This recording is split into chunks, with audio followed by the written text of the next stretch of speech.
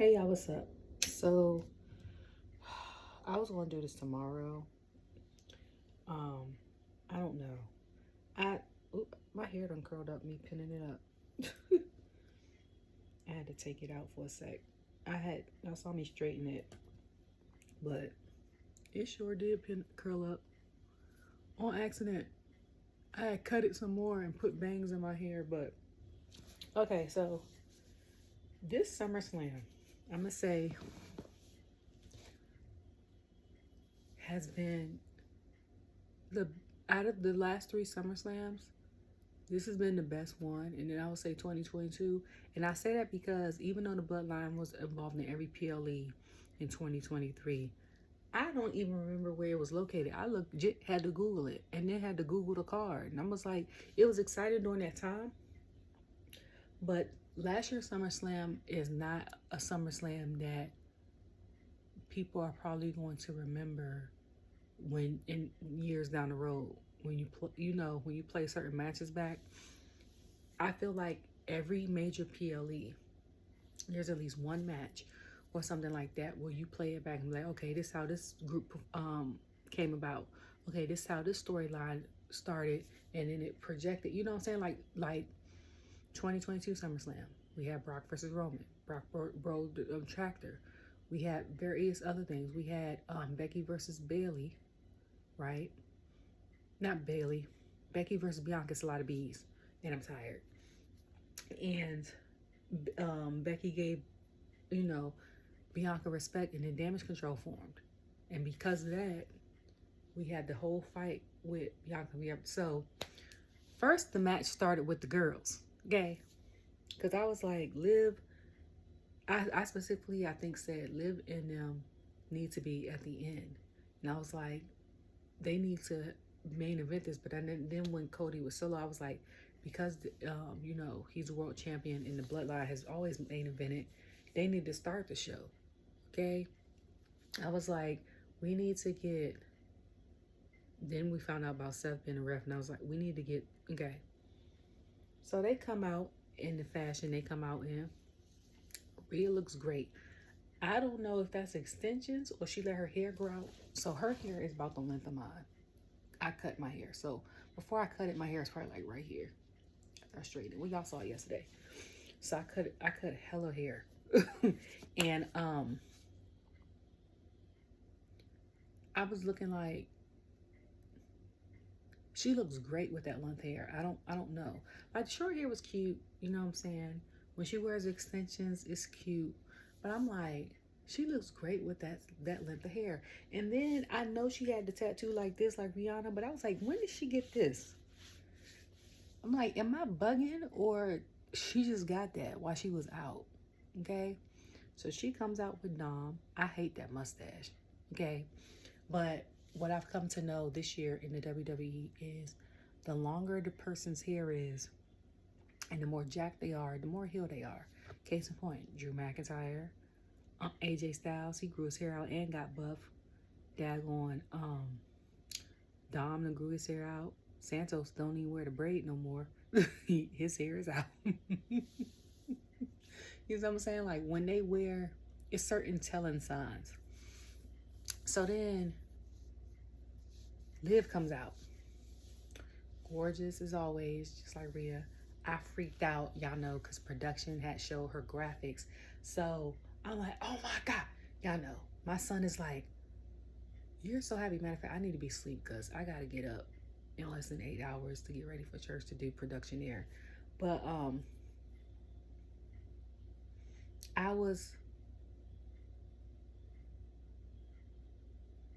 she came down, and then I said, do she got on Judgment Day colors? Is that black and purple? And I looked up, was like, that is diabolical. Like, she got on Judgment Day colors. And I was like, and then she got the bonnet. So yeah, she got the eye or whatever, the Illuminati sign, whatever the hell y'all want to call it, on the back of her behind. But I'm like, this girl got the Judgment Day. Like, she looked like she could be a member of the Judgment Day, right? So I was like watching this live prediction show podcast before earlier today, like the matches, and I got 6 out of the 7 matches right. Okay. The only outcome I did not get right was Drew winning. And honestly, I don't even count that as a loss because I was such on the fence because the match really depended on Seth. I didn't think Seth was gonna be such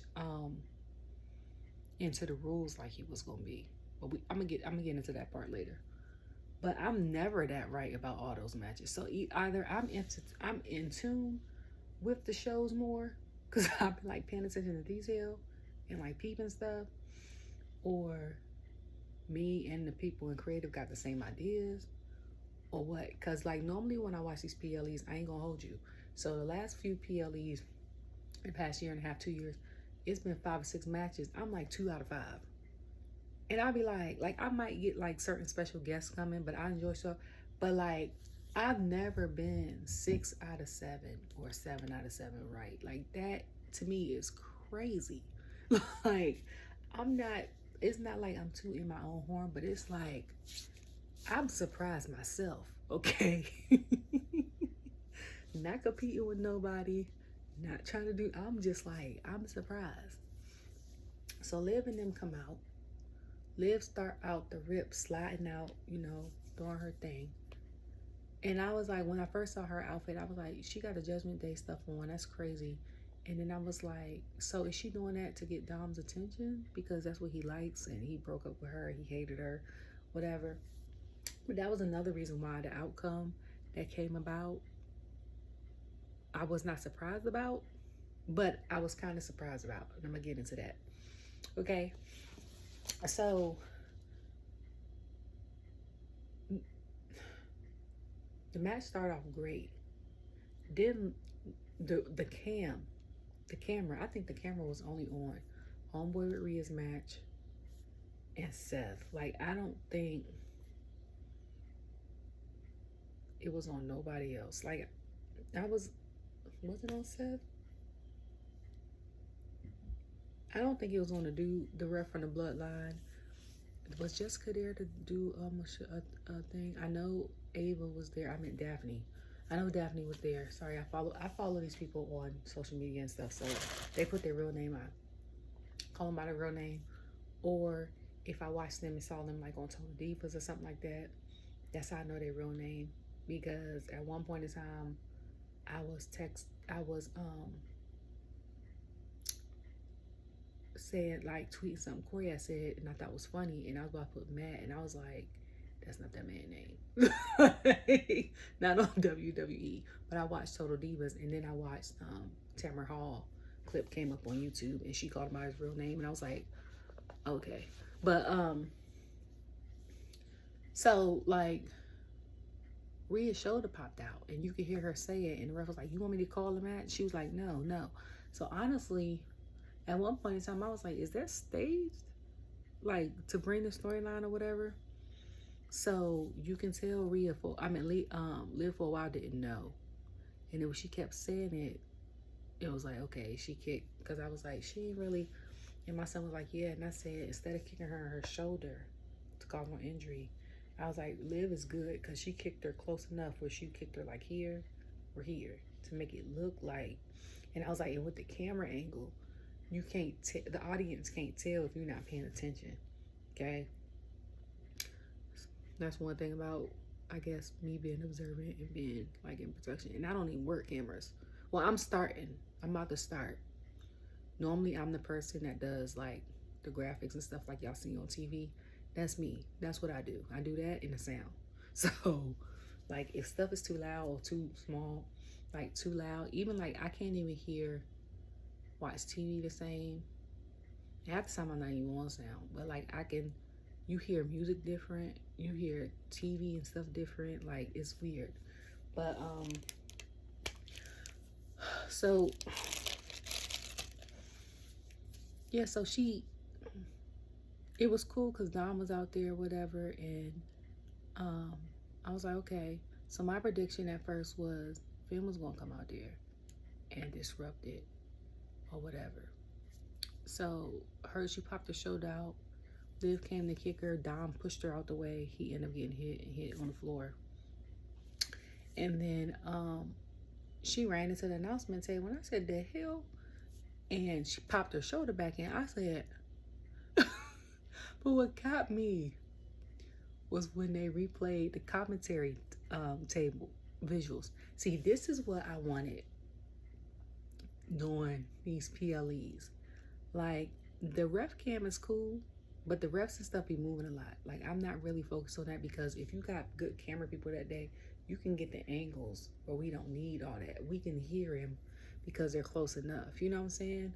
I wanted to see the cameras like on Corey, Cole, and Pat, and then on Samantha, like the reactions to certain stuff. Because when they showed the replay of like her popping her shoulder back in, Pat was like, like his whole face was like, what the hell just happened? Like, what the hell just happened? So, she popped it in and kept going. Because when she popped it out, I said, oh no. And I was like, y'all, somebody pop Rhea's shoulder back in. Somebody pop Rhea's shoulder back in. Like, somebody pop, knock it in. So she popped it in. All I did was scream like, go Rhea. And y'all know Liv my girl, okay? After Bianca, for me, is Liv. And it's because she's the wild card. Like, you never know what you're going to get with her. She could be sweet, okay? Then she could cut, then she can go flip 180 and be crazy as hell. Like, you don't know. You don't know what you're getting when you get in the ring with her. Like that time, who was it? Chelsea threw water on her, and then she went behind the announcement table underneath the ring or something like that, and threw more water on herself and went in the ring. I'm like, she crazy as hell. Like, what is happening? So after that, I think her shoulder pops out again. Then she busts up into the turnbuckle. But what had me though is when Liv hit her with the Oblivion. Rhea with the Oblivion, right? And she kicked out. Prior to, no one has ever, I think she said, and I think Cole said in the past, no one has ever kicked out of the Oblivion. So to me, that's history right there, okay? Then Dom come with the chair. So I don't know if it was a no DQ match or whatever. She come with the chair, Rhea. Dom like, no, you don't want to win like that. Da da da da. So she like, all right, you right. Like, if I'm gonna win, I'm gonna win. So the fight goes on. Then I think this nigga Dom gonna throw the daggone chair inside. So Liv hit the Oblivion on Rhea with the chair inside. And it helps her win. So I'm like, my mouth is literally open like that from the time he does that to the time they walk off, and Dom puts the finger up at WWE crowd and walks off. Like, and when I tell you my heart is beating out of my chest like I'm Dom, I'm scared as hell for him, okay? I don't know what the hell gonna happen on Monday, but come Monday, he better, ain't no keep your head on the swivel, okay? It's not to keep your head on the swivel. It's you about to die. Molly, you in danger, girl. Like they say, what's that in the movie Ghost? What we say? Don't come out of the bathroom, okay? Don't even come. Don't keep your head. You ain't gotta keep your head on the swivel if you in confinement somewhere, okay? And you know Rhea was pissed. And she had black on her teeth. I don't know if that's from her lipstick or if it's from the paint from the chair, but she pissed, okay? Then you gonna go off of the thing and kiss Liv. And this is what tripped me out too. I said, first of all, he married in real life. I said, I could have sworn for a couple seconds his lip touched hers before the camera angle, and then like she kissed like his mustache. So I'm like, how his wife feel about this storyline? Okay, that's another thing.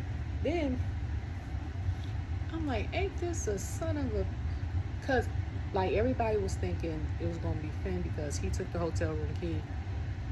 He hooked Liv up, and that way you know, if it was Dom's idea, Dom could hide his hands. You know what I'm saying? But I'm like, this just goes to prove that even though guys say they want a good girl, they want a good girl that's a little crazy, okay? Because y'all know she gonna be nice and sweet. Now, you don't want her to be crazy on you. She get mad. That's the catch, though. But y'all want her to be a little bit crazy because if something go down, she gonna be down for the fight, okay? Whether it's with y'all kids or a situation outside, you know what I'm saying? She gonna be down to ride with you, for you. And that's what guys want. They want a girl that's gonna be good and humble and sweet and faithful and stuff like that. But she gotta have a little crazy. Every person I know that's successfully married, true story, I hear famous people say it, and regular people that I know say it. And they be like, I'm scared of my wife. And these be grown men, from the smallest man to men that's like this. And their wives could be thick. And then the men that's like this got wives that's this thick, big. And they be like, I'm terrified. And I'm like, y'all know she little crazy. She crazy as hell. And that's exactly what Dom got. He got Liv. Like Rhea is, she dangerous, but she ain't crazy. Okay? It's different between being a little dangerous, being crazy. Because when you crazy, you gonna do some stuff. Like Liv will do certain stuff. A crazy girl will do certain stuff that a dangerous girl won't do, if that makes sense. Like a dangerous girl might live on the edge a little bit. She might do a couple things like that people seem to outnorm, like adrenaline rush junkie, stuff like that, tattoos, skydiving, like that. But a crazy chick, okay, she might do all that and then do some other stuff. Slash 3 of your tires out of 4. You don't know what I'm talking about? Look it up, because I didn't even know about that. I had to look that up when I was reading like a Facebook post, and or like cuss you out and your mom out, like crazy, okay? But she's sweet when she's nice, like different, and you scared of her a little bit, but you attracted to that as well, okay? Like that's what Dom got. So I'm scared, but I'm scared for him on Monday, okay? And then after the whole situation happened, Damien come back looking for Dom, and I'm like, you done double messed up, because they are terror twins. They called each other terror twins the whole time, and leading up to WrestleMania, they called each other that. So Raw kind of foreshadowed that, because I think I'm using the right word. It's late, because they showed Rhea and Damien walking out first. I was like, that's gonna be one group. That's a terror twin. Then they showed JD, Finn, and Dom. I said, that's gonna be another group. Then they showed Carlito in the back, and I said, my prediction is them two are gonna break up. Them two groups. Carlito is going to try to make his way in between both groups, or try to reconcile the two groups. It's gonna be one or the other. But they had him out by himself. I just want to know, outside of all this playing out, what's the next step? But this could linger on all the way until like Royal Rumble if they play the cards right, for real. Okay, we can get a whole bunch of matches out of this. Okay, and then Finn, even if JD don't agree, he gotta roll with Finn, because him and Finn are tag team partners. Like we gonna get. So then after that was the Sami Bron Breaker match. I think I'm right? And I was watching, I came downstairs and I was watching YouTube, and a clip came up and was showing the Pat McAfee show, which I tell y'all I catch if it comes up on my thing. And your phones hear you when you talk. So I must have said it and it brought it up. Because when it brought it up, it showed like an 8 or 9 minute clip of Bron coming to the studio. They showed this man's clips from college and high school. So he been doing this. Like the whole 24 miles per hour speed spear into tackles. Like he ain't nothing to play with, okay? Ain't nothing to play with. And I had him winning too. I had Liv winning. I had him winning. He won. First of all, that match seems like it was a half or a third of the amount of time as Rhea and Rhea and Liv. It was like 10 minutes. Okay? But, and Sami came out swinging. He hit him with a chop and all that other stuff, blue thunder bomb, whatever, and all that other stuff.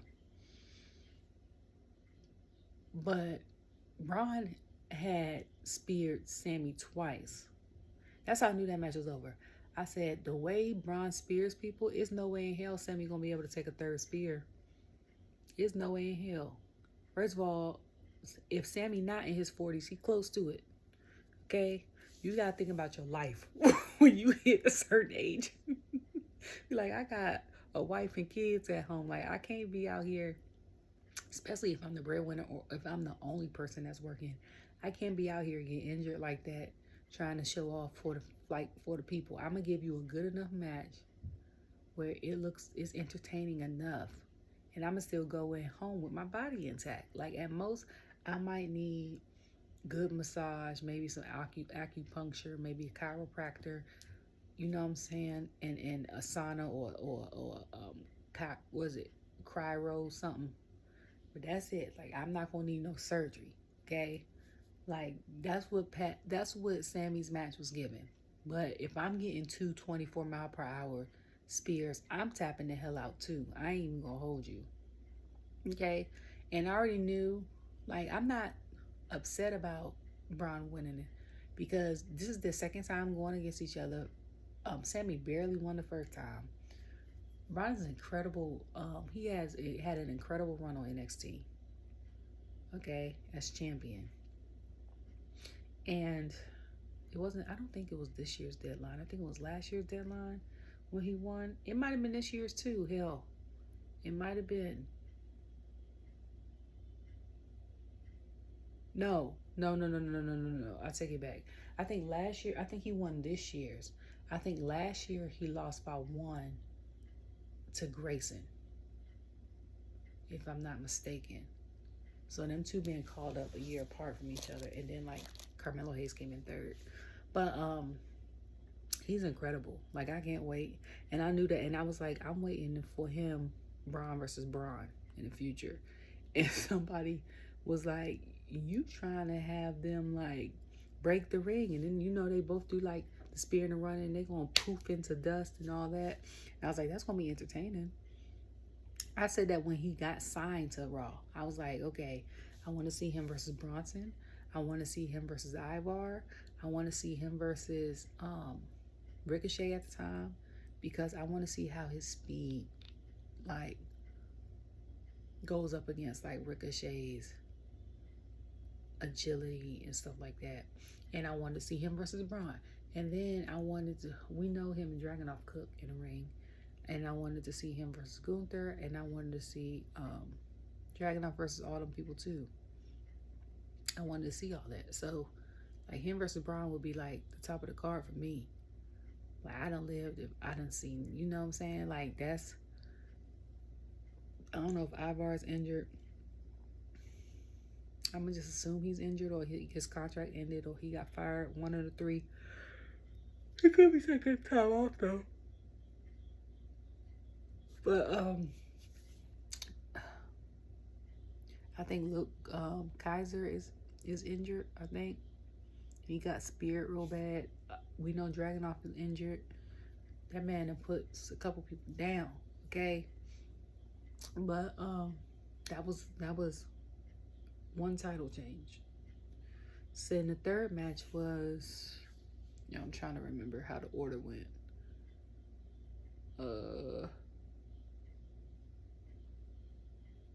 LA Knight versus Logan. That's what it was. So Logan comes out and he has his gear. As soon as I seen the gear, first of all, production, y'all did y'all thing with the graphics again, okay? And as soon as I saw his gear, I already knew Mike did it. And I know, that's why I say I pay attention to detail. I know when King Troy does gear for like Charlotte, Becky, Seth. I know when Mike has done gear or touched it up when it comes to like Logan. And he just started doing like Logan's gear. Because prior to, I think Logan had someone else doing it. But like Logan and Jay's gear, he does some women's gear too sometimes.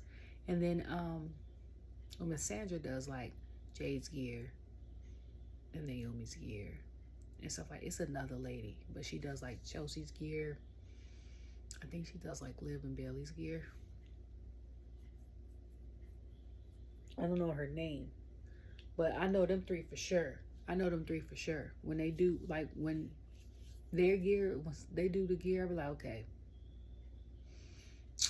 So he came, when soon as he came out this jacket, I said, that's Mike's jacket. That's Mike.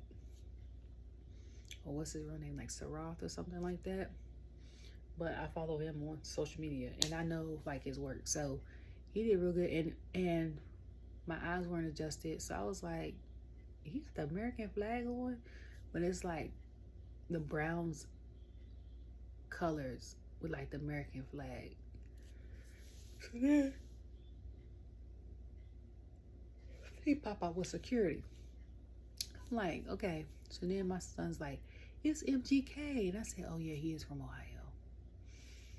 So he comes out and I was like, I hope they ain't got nobody in a prime bottle outfit, because y'all know every time Logan comes out with somebody in a prime bottle outfit, that person in the outfit gets toe up. Okay. Thankfully they don't. So then after that, LA Knight pops up in a prime Hummer, okay? Then he was like, you can't see in this car. And he knocks out the window, right? And I'm crying because I'm like, when them Hummer trucks came out, I didn't like them then. I don't like them now. I was like, I knew that was a Hummer. So I'm over here knocked out, like laughing, okay? Crying, laughing. Maryland. That's all I could think about. Came out in his white gear. I was like, I like the new gear now. Okay, I like the new colors, because most of the time he'll come out with like mostly red or like some gray or some green or something like that. But the white with the red was nice. And they did their thing in the ring. You could say whatever you want to say about Logan, whatever he's put on social media and stuff like that. People think he's a jerk. A lot of people got a lot of stuff to say about the recent events at the Olympics, like I mentioned, without doing research on stuff. Y'all just comment on stuff. Like I say, everyone has an opinion on certain stuff. It's freedom of speech. But at the same time, when it comes to stories, especially when it involves like people's lives and stuff like that, or people's sexuality, like I'm gonna need y'all to do y'all research and not just look at one website and be like, well, this told me.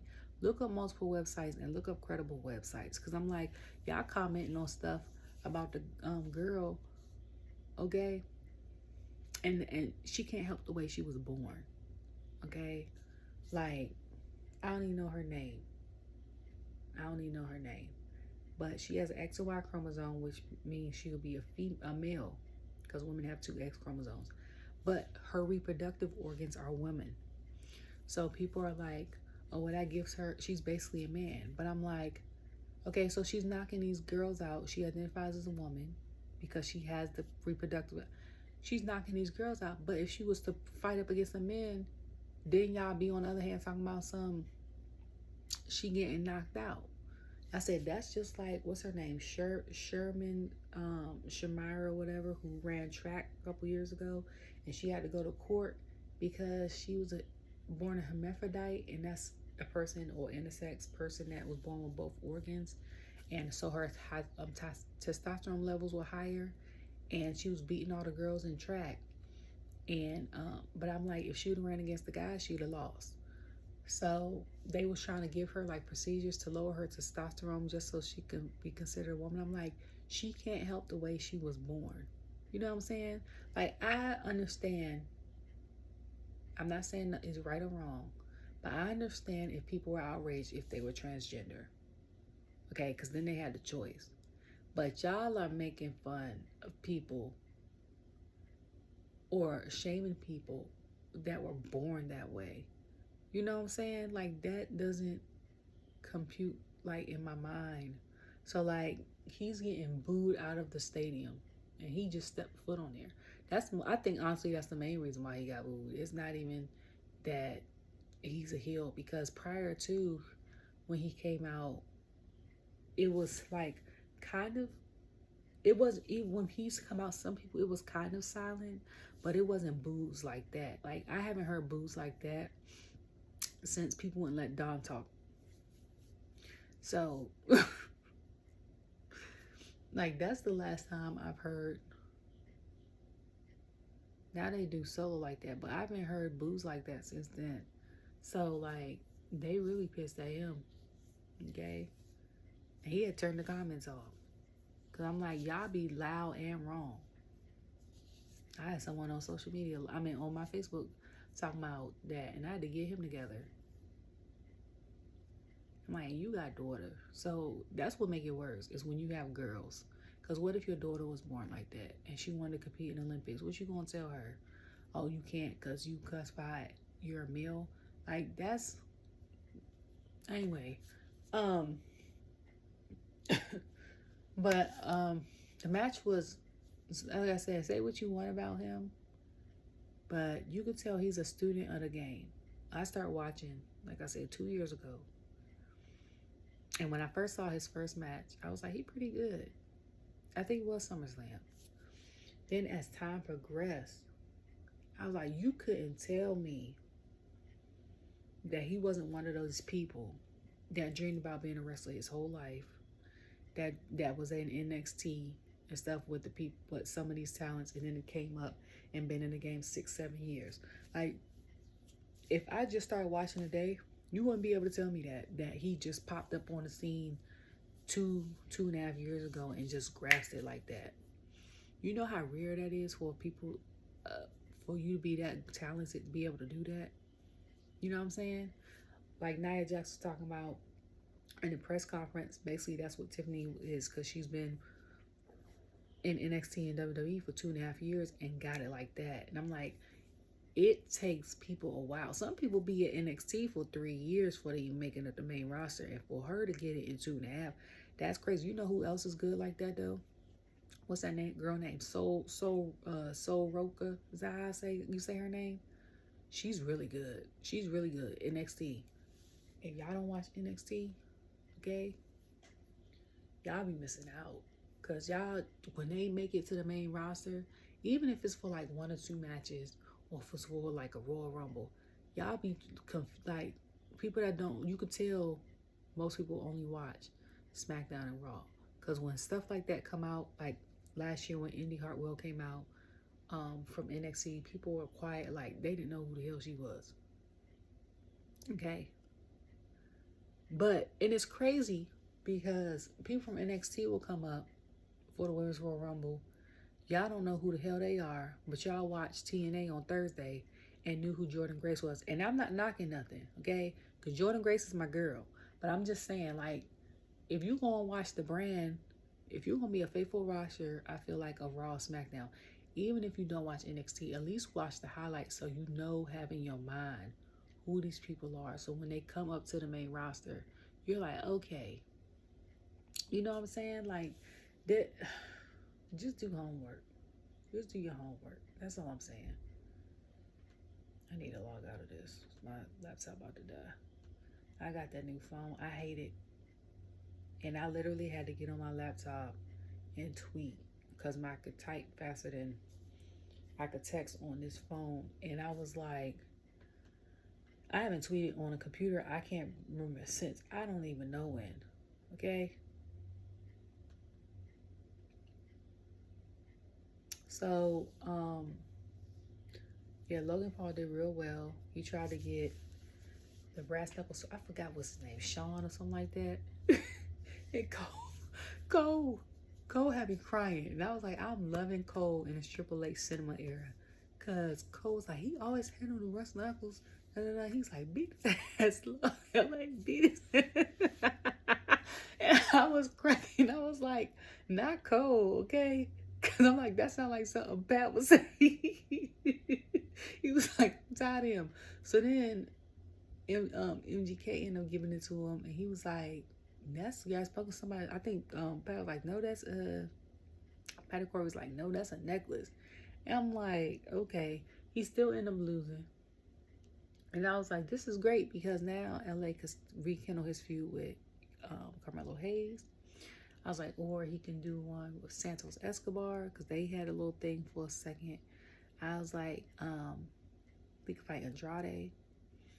But I really want him to give that title up in due time to Montez. Like, I think Montez is it. So then when they did the convert thing for Manscaped, had me weak. So they had the real WWE barber there doing Apollo's head. So like, Baron is trying to help.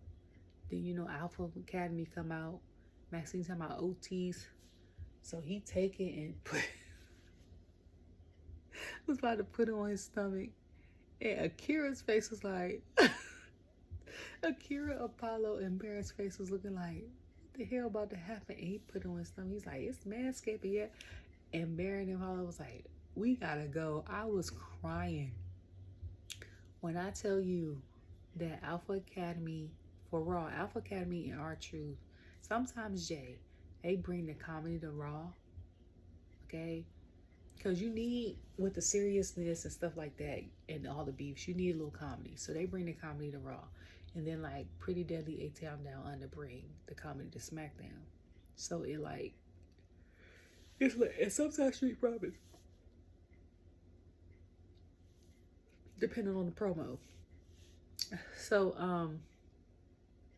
then after that, it was Nia versus Bayley. And Nia came out in the silver. She looked, I never seen Nia's hair like that though. It looked like she had cornrows in her hair from wearing like a wig or something. Because when you wear a wig, you have to slick it down and wear cornrows or whatever. And just take the cornrows out. Because when you take cornrows out, your hair gets crinkly. And just be like, I'm going to just go out like this. And I was like, I've never seen that on her head. And she's a gorgeous girl. But I don't like that hairstyle on her. Okay? Don't do that no more. Like, wear your natural curls, okay, or a wig. I don't care if you wear four to six stitch braids and had the baby hairs popping, and then some stud earrings in your ear and some beat makeup to make you look bomb, okay? Don't wear that hairstyle no more, okay? So then Bayley comes out, and she got blue, pink, green. Let me tell you something about Bayley gear. Bayley is the queen of jackets, okay? Everybody got their jacket when they come out. Ain't nobody's topping Bayley, okay? Now, I'm still trying. I added her 3-4 times about that daggone jacket. What was it, the Royal Rumble? Was it the Rumble or Elimination Chamber? When it was like half green, half silver. I want that jacket, bruh. That jacket is fire. When I tell you, I would rock that with some cute jeans. And because the jacket's so detailed, I could wear that with cute jeans, a daggone white shirt, white t-shirt, and some bomb heels. Listen, okay? I'll pin my hair up with some hoop earrings so you can see my ears, like, because I got a piercing in my hair, but if I, you know what I'm saying? My hair is a mess right now. I need to pin it up. But like I can't wait. Like I want that jacket. Like I don't know if she gets them custom made, she makes them herself, or she buys them and people add their touches to it. But I want that jacket so bad. And I tried to Google it and I could not find it. You know how you can take a picture of something and Google Lens, or I don't know if Apple does it, and I have Apple phone, but I use Google apps. Google Lens, you take a picture of anything, it can show you something similar, or like it'll have the picture will pop up and tell you where you could, different sites where you can buy it. Ain't found it yet. I'm trying to figure out where the hell that jacket's from. For real, like, or something similar, okay? Like, I don't know. But, her gear tonight was very much giving glow. Like, and I thought Naomi was going to come out because of her gear. I thought she was going to come out with matching gear. And then I was like, Bayley got on 2 different color boots. She had on a silver looking, what my niece call it? She called it space. That's what she called the color. And it has like that cosmic looking. And then she had on a black boot. And I said, y'all remember back in the day? I'm talking to millennials because I'm older than I look. Okay? So, y'all remember millennials when we used to wear 2 different color socks or 2 different color shoes as a fashion statement to match our outfits, that's exactly what Bayley did in this match tonight. That's exactly what she did. And somebody was like, oh, that was a time. I said, okay, so it wasn't just me. Like, we all live the same life, right? Okay? That Samoan drop, though, that she gave Bayley outside of the ring, I thought that was going to be it for Bayley. Like, I was surprised that she got up from that. Because I was like, that thing looked almost as bad as the one that Jacob be giving people. Okay? And Jacob's is real bad. Excuse me. I had Bayley losing that match. Because back in the day when she got when they qualified for Queen of the Ring, I said I want her to win Queen of the Ring to dominate her heel turn. And then I want her to win the title because that would really solidify her as a heel. But she would have such a dominant run. Because who gonna step to her? Like that will probably set her up for her and Jade, her and Charlotte when Charlotte comes back, her and Bianca. You could probably put Tegan on TV because I ain't seen her on TV yet. You know what I'm saying? I don't know if her and Michin will go, but her and Bayley would try to go back at it. And I said I saw Tiffany cashing in at the end of this year. So when Tiff ran out, I was like, oh no, she about to cash in. Brought the ref. Bayley went and knocked her out. So I was like, she probably gonna try to cash in and feel like how Damien did when he came to every PLE and tried to cash in and with Rhea or something like that, and then end up getting hit and not been able to cash in. So she did that. Bayley. Oh, and that was another thing. So she kicked out of the Annihilator. I don't think no one's ever done that. Like Bayley had, she got kicked out of that, and I was like, and then she picked Nia up, walked her to the sit-on ring, and dropped her, and I was like literally, like time stop, okay? I'ma just say this. Okay, and I agree with Wade Barrett on this.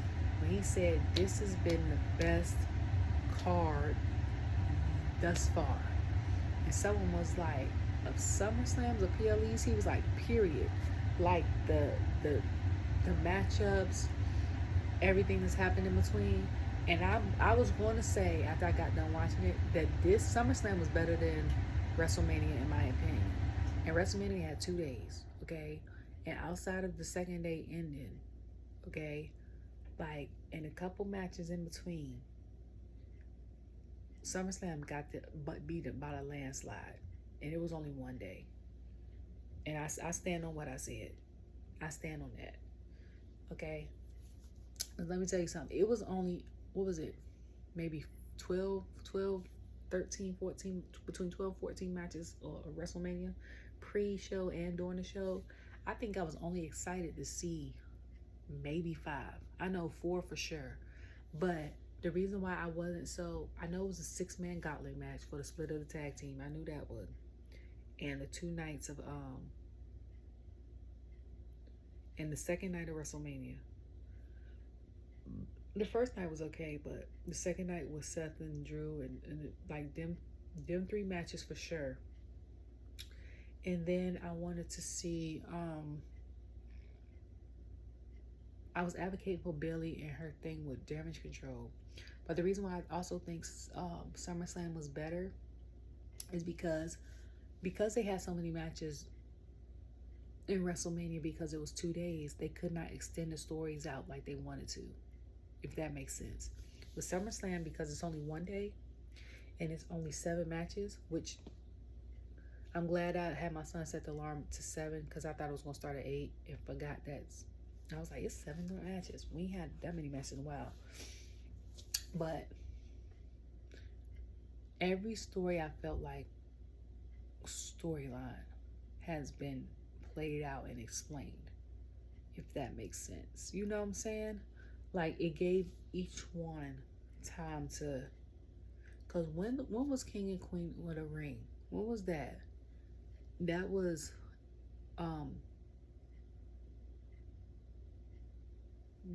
that was the end of, that was May, right? That was in May. And then, yep, it was May. I think it was May. I think it was Memorial Day weekend, if I'm not mistaken.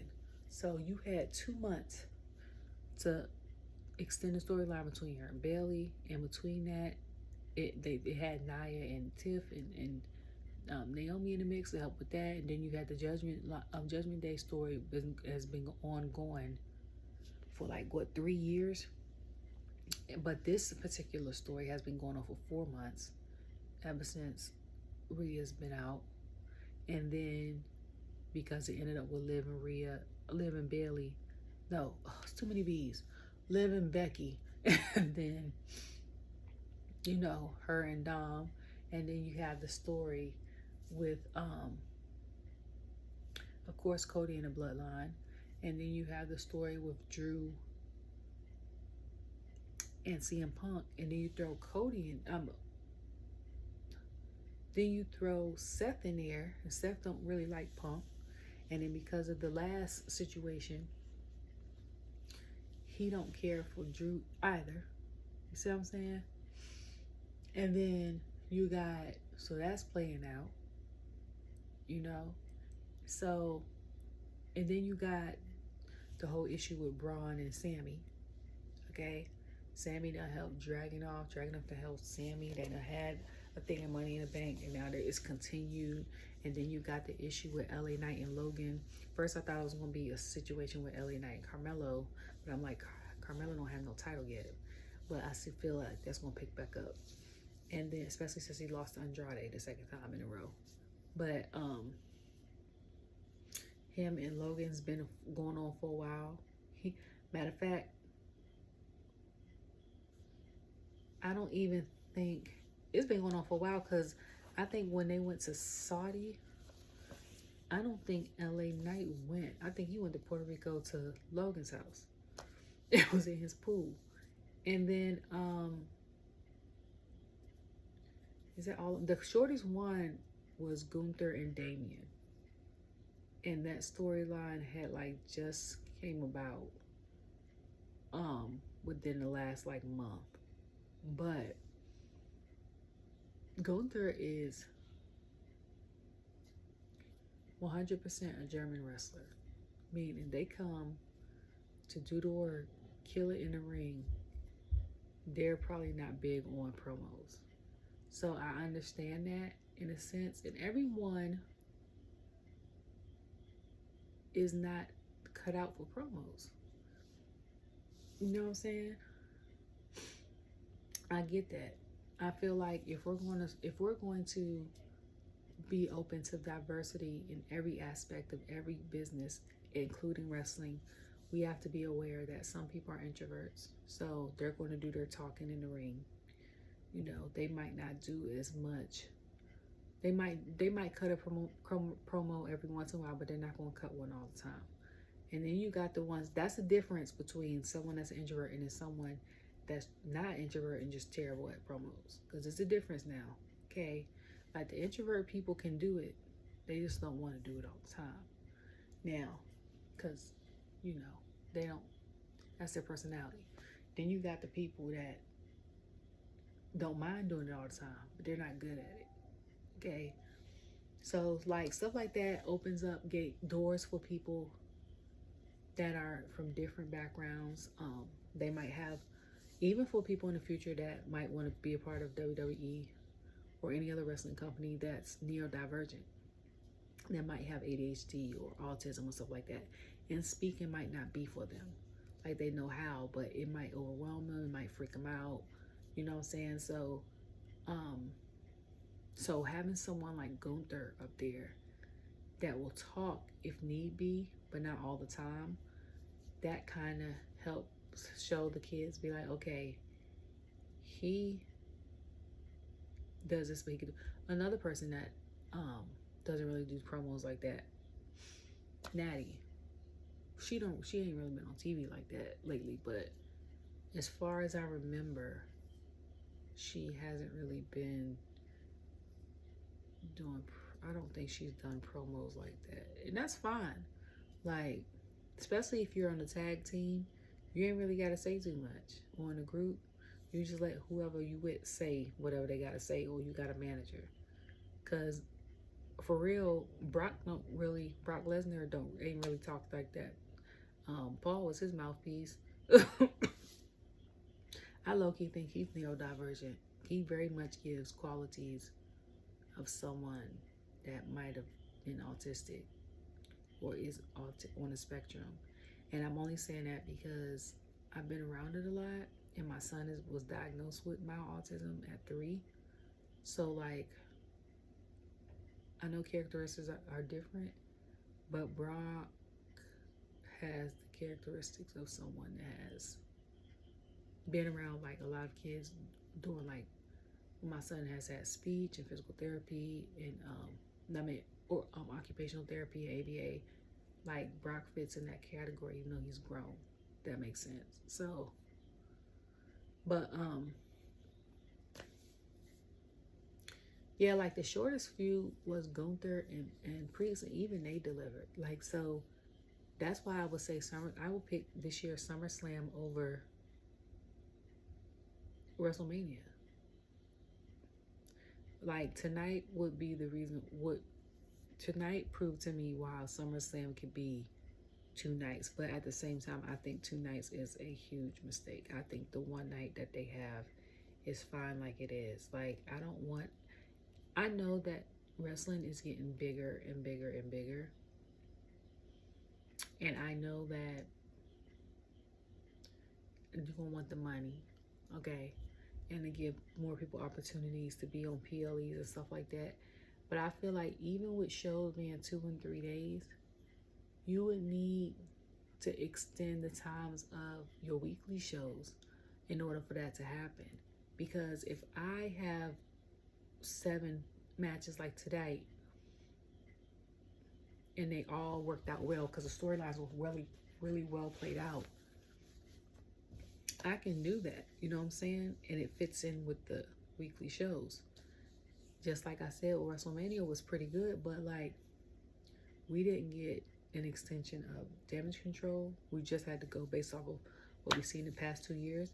We didn't get one of Jimmy and Jay. Like, they could have extended that. You know what I'm saying? Better. You know what I'm saying? Like the big 3 and Io and Bayley, we didn't get the extension of that. The big 3 and Damage Control, like, that just popped out of nowhere. Like, it was no storylines to these, or they were very little.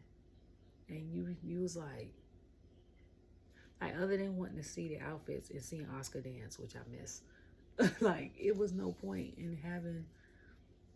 And I was advocating because Bayley, I was like, she's on the card to win the women's title, or she is doing, or something like that. And I'm like, she's not even at these promo press conferences. Y'all got Bianca, and Bianca is not going up for a title. And I know she's one of the faces of the company. She's on a video game, and she was the longest reigning Raw champion. But I'm like, she's not champion right now. Like, okay. But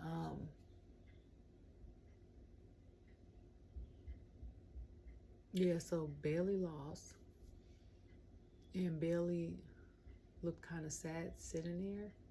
Someone was like, hug her, Bayley's coming back.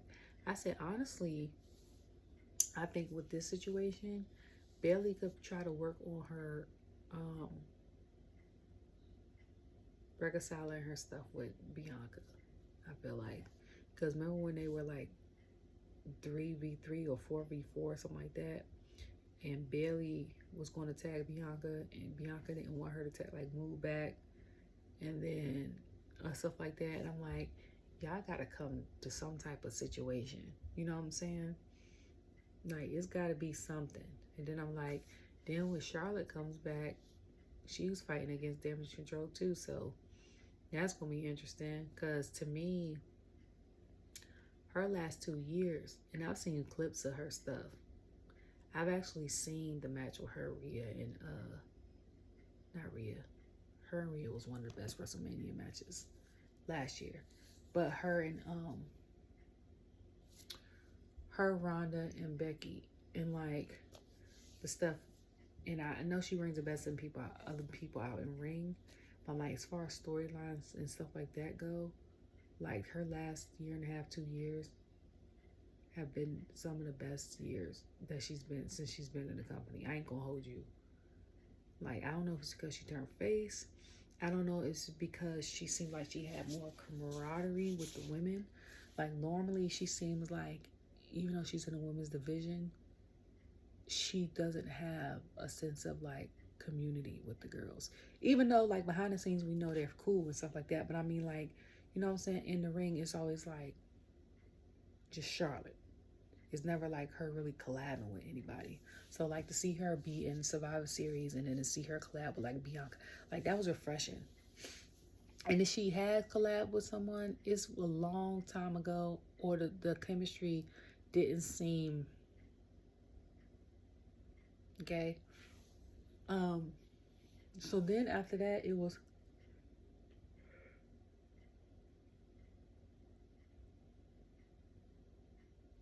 excuse me. Okay. So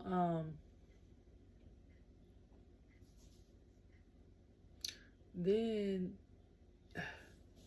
I was like, whoever prayed for it to not rain in Cleveland, like your prayer was answered, because I follow someone that does media for WWE or just wrestling in general. And she was looking at her forecast of what to pack. And she was like, it's supposed to rain this weekend. And I was like, I hope WWE got a backup plan. Or the people going to be coming, the superstars going to be coming down, like the walkway is going to be tents or something, or umbrella or something. They just going to come out in the rain. So it was sunny and nice. And I was like, okay. I was like, God was looking out for y'all, okay? And so, you know, production did it again. They showed Seth's graphic. Seth came out in some silver bejeweled pants and in the jacket, the ref jacket. What's the name said he looked like Beetlejuice. And that's ironic because I took my son to see Despicable Me 4 yesterday. And one of the previews was Beetlejuice, and he did look like Michael Keaton. Like Michael Keaton had on that same jacket. But minus the ruffles, okay? So I was like, okay, Troy, I knew Troy was going to dead shoot. You know? So, he had a regular referee shirt, but it was like, it had like bits of copper, like bejeweled stuff in it. But you know what threw me off about that was the shirt didn't match the pants. To one, in any type of way. But it's the fact that he had on them white Nikes. That's what threw it off for me. And I'm not saying he had to wear dress shoes because he was reffing. But I'm like, y'all could have threw some color on his feet, okay? His shoes could have been red. His shoes could have been brown just to pop out the copper. His shoes could have been any color. I'm like, plain white Nikes? And I'm like, them running shoes, because my son got the pink ones. He chose the pink. He plays practices basketball in his. I don't know. I told him they running shoes, but he said they comfortable to play basketball in, so that's what he do. Every Sunday after church, we go to the gym. Okay. We practicing. And if it's warm out or nice out, we're going to a field to play soccer, because those are the two sports he play. But that's what threw me about that whole outfit. It wasn't the absurdity, and it's crazy how my mindset has changed, because 2 years ago when he used to come out, I'd be like, what the hell he got on? And now, like, I appreciate what the fashion he got on, but it didn't used to be like, as far as the fashion, more so, it would be like, okay, the fashion, and then his shoes that he got to match the fashion. Like when he wore them, when them big Ronald McDonald shoes came famous, and then he had them on, And then Kofi had a nerve talking about something. I was about to purchase them. Why? Where are you wearing them to? Like, y'all, be practical. I know, like, there's sneakerheads and stuff out there because I'm one of them. And I used to work for Champs and Foot Locker. Okay, got 30% off. But I would never buy them shoes. You wouldn't catch me buying those shoes. If you was going to tell me this is going to be a collector's item and y'all can make, like, quadruple the money years down the line, that would be the only reason why I'll buy them shoes. Other than that, you wouldn't. It's no need. It's no need. It's like money wasted. Because where the hell else am I wearing them shoes? Okay? That's like them daggone sock shoes they got out or something like that. And I think somebody said it was like $50. And I was like, you remember the toe socks that came out in like the 90s, 2000s? That's exactly what they look like, but they got a sole bottom. And I said, I know people ain't paying for this. And I was like, what y'all spend? Like $600? Somebody's like $50. And I said, I still wouldn't pay for it. Like, what the hell? Why? Why? Y'all basically going outside with socks with a harder bottom so your feet and stuff don't get wet in case the ground is wet. You might as well walk outside with slippers on. Like, I'm not, some stuff that people pay for just because it got a label on it be baffling to me. Like, I don't understand that. Like, it's, okay. But, before that, I will say, Nia Jax's comeback has been incredible since from the time she came back to now. Okay, and it's not even about her being queen of the ring and the women's champion. It's just her improvement in general. And when I was on the podcast, we was all talking about Natty. And someone was like, y'all can say what y'all want. They was like, but you can tell who's a student of the dungeon. She was like, Nia being a student of the dungeon has helped. And I said, it ain't just Nia. Because I've said this many times. If she retired tomorrow, Natty, her and TJ, y'all need to hire her in the performance center. Y'all hear me? She done help. Nia done been in her dungeon. She done improved. Angelo Dawkins done been in the dungeon. Okay. Dante Chen, I think that's his name, from NXT. Okay. She done had B-Fab been in there. Okay. She got people on the independent scene in there. She has Moose from TNA in the dungeon.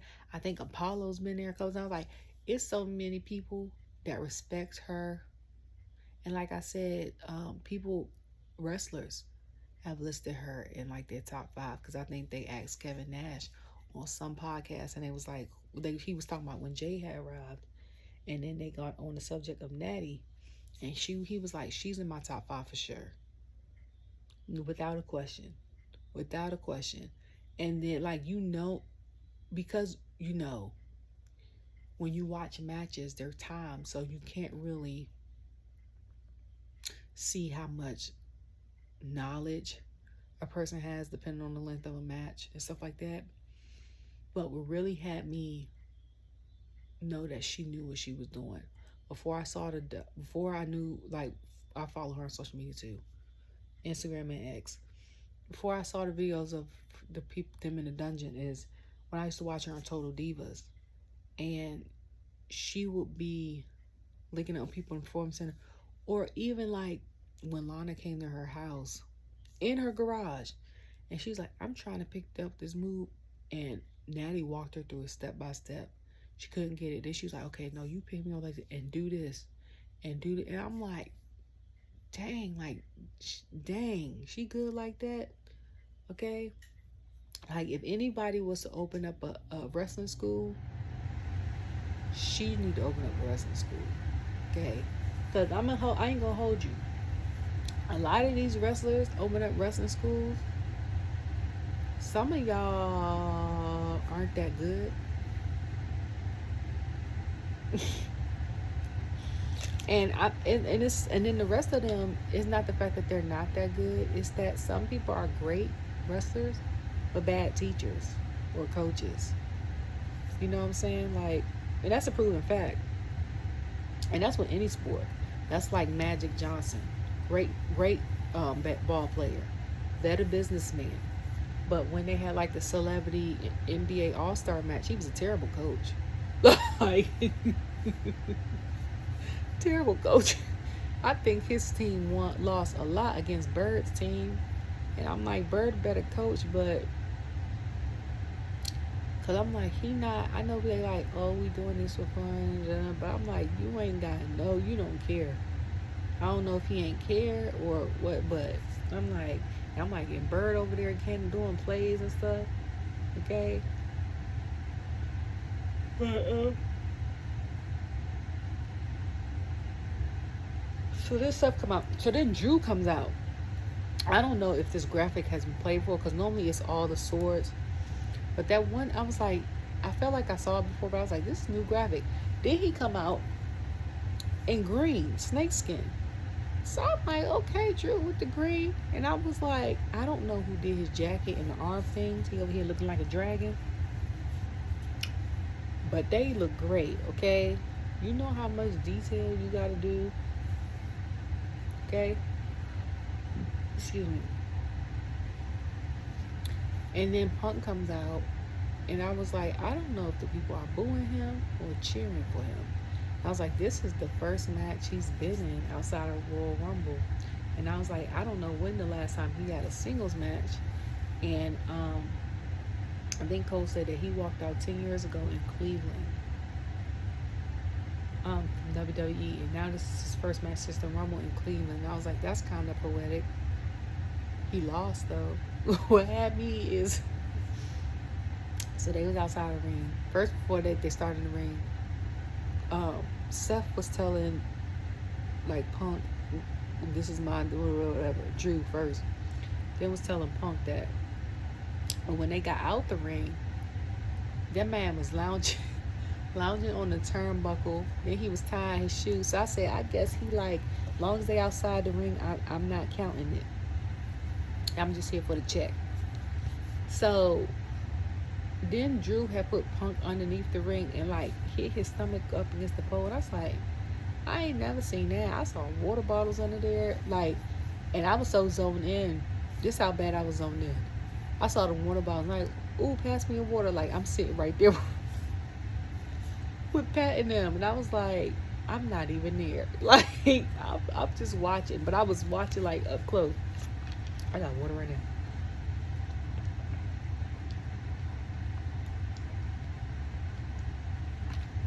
So, like, that's my go-to drink. And I had to start making my, I think I've been drinking water consistently. It's been 8 or 9 years now, which is crazy. I used to, water was like the last option for me. Like, I'll drink milk, juice. I'll drink like maybe a cup and a half or 1 cup, and then I'll drink milk. But my cousin had challenged me. He was like, every morning you wake up, drink, try to drink 24 to 32 ounces. And I was like, and she was like, for 21 days. She was like, you can start off with 16. She was like, when you wake up and you drink water, it flushes out all your toxins from the day before. It moves your bowels. It helps your skin not be dry. It moisturizes your nose. So if you got like allergies or boogers or something, you could blow it out. It flushes your kidneys out. All that. So I tried it for 21 days or whatever. 22 days. I've been doing it ever since. And I drink so much water now that I can taste the different tastes in different water. And I'll drink juice every once in a while. And I'll drink tea, like green tea and stuff. I'll drink, if it's soda, it's decaffeinated. Most of the time, it's like a root beer or a ginger ale or something like that. And I'll drink wine. And if I'm out, which is rare, I'll drink some shots. And it's crazy because before, my back and stuff didn't even hurt if I didn't drink it. But now, because my body's so used to it, if I don't drink water, my kidneys hurt, my back hurt. And I'll be like, ugh. But, so, I think Punk had threw Drew on the table, on the announcement table, and then threw him into the stairs. And I was like, what is that on his legs? And I was like, so did he get a massage and get the cupping situation, and it's still showing up? Because I'm like, I'm not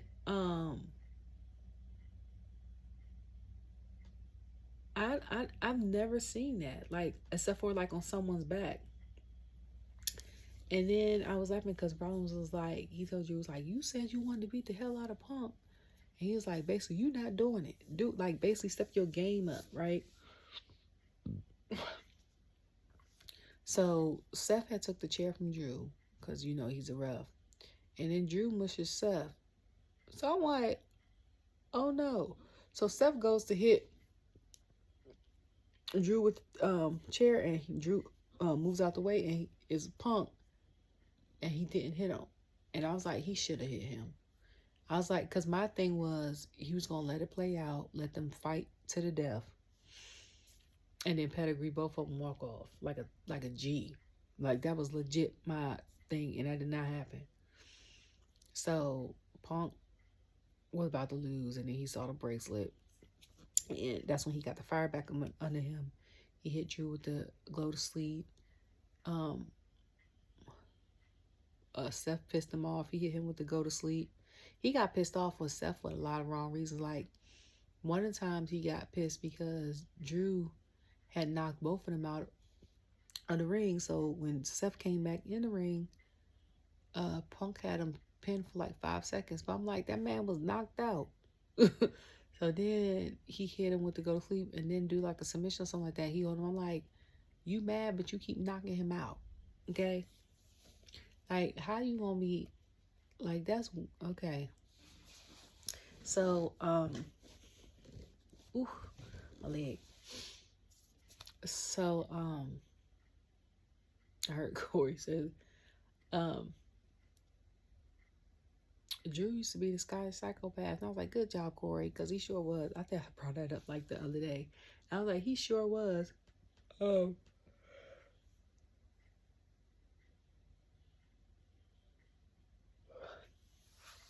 And I was like, when Drew had brought out the bracelet, like I said, I was like, Punk was about to lose to that Claymore because he went to go get it and lost. I'm like, you worried about the bracelet? And I know what it's you know, signifies or whatever. But I'm like, you should worry about the match first and get the bracelet after.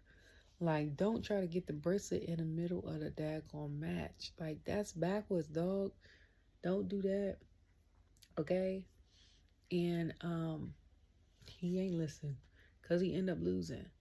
And I was like, well, Drew finally got justice. And then in his interview after the thing, he was like, he happy, he done. He said what he was going to do.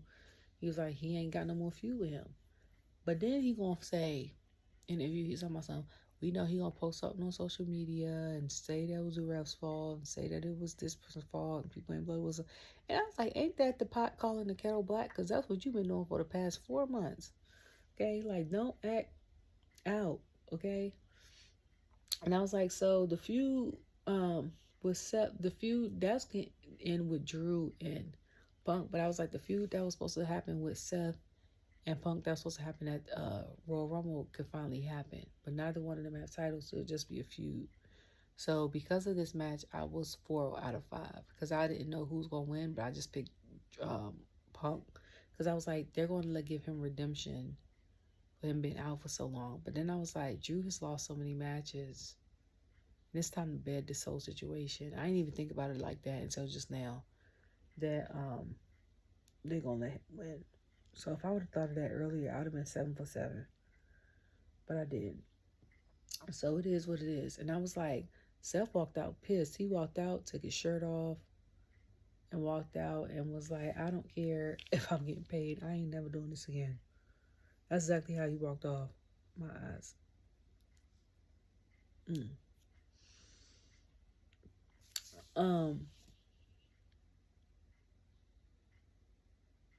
Then they show like the commercial for Damien's documentary, and I am a sucker for a good documentary or a good behind the scenes type situation. Like, I love to see how stuff is created. I love to see like what the actors were thinking, what the creative process was, what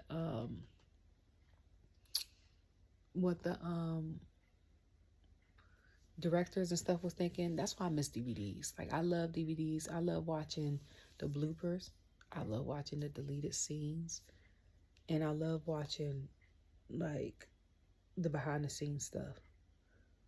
Like, so, and if I'm bored, depending on the movie, I'll watch the movie with the commentary, with the director's commentary, and be like, okay, for here, I was thinking, or if I'm like sleep, because for some reason, my brain, because I fall asleep down here often on my couch, I have to have noise when I'm sleeping down here because my brain is used to it. But if I go to sleep, I don't have this TV in my room on purpose. And when I did have one, I will put it on the timer and go to sleep. But that's not really good for your brain, I feel like. So now my son and I's rooms are like across the hall from each other. And I play music for him at night. And it's not loud, but I can hear it because one of my senses is messed up, so I can smell and hear real well. So I can only hear his music and I fall asleep to that. But I was like, yeah. So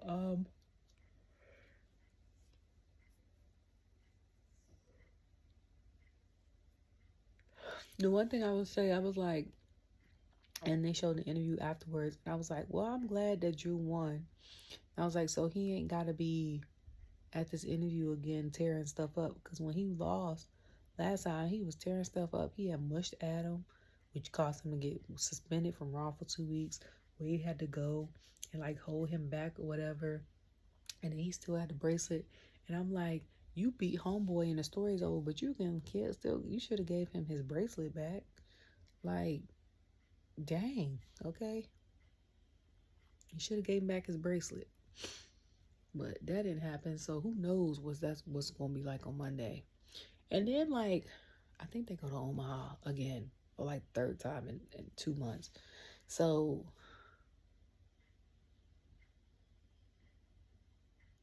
I'm trying to figure out, like, I wouldn't even probably go home. Because most people that's on Raw, what they leave Sunday night. So, what would you go? You would literally fly home to, you would literally fly home to do what? Ooh. Like, the SmackDown people got it easy because they fly home for 2-3 days. They ain't got to come back. It's basically like being on the road on going to a house show. But them Raw people, you might as well just go straight to the next scene, just like if you was doing a house show on a Sunday. Cause ain't no point in going home. Ain't no point in going home. Not unless you live like close to the West Coast or something like that. Like, I don't know.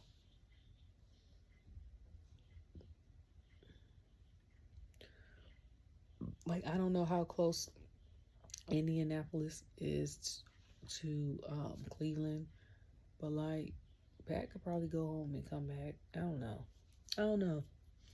Like, after this match, if they had like a 1 a.m. flight to like Omaha or something like that from Cleveland, I would take it. And I would go register in my hotel there. And I would be there for the next 2 days. Or you go to the hotel that you're staying at in Cleveland, check out for your, what's the name, before 11. Well, some places it's 10 now. Catch your flight and then go to, what did he say? Omaha? Oh no, they're going to Baltimore. They going close to my home. Omaha is for SmackDown.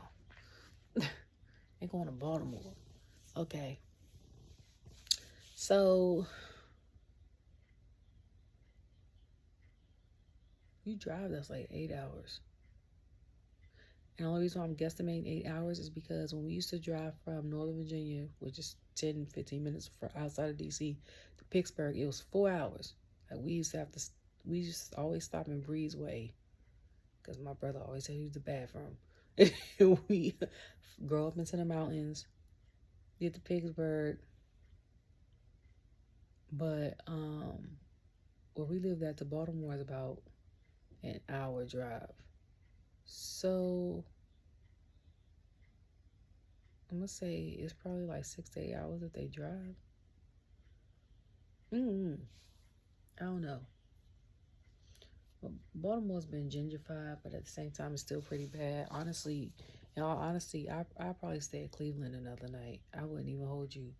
And then I would go to Baltimore Monday. Like, if I had to be there at 1 and I get a direct flight, 1 or 2 o'clock, I'm flying out at like 10 a.m. And if I'm part of like the Delta Flight Club, they probably got showers in there. Might have to take some shower shoes.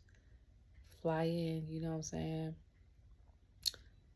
Go, take a shower, land at like 12, rent me a car, and then go straight to the stadium. My foot just fell asleep. That's because I'm sitting on my carpet instead of on the couch. So then Finn came out and talked to Damien, was talking about he apologized, and Finn was like, I apologize too. And I was like, why is he apologizing? He ain't do nothing. That was strike one to me. Cause I'm like, you apologizing for what?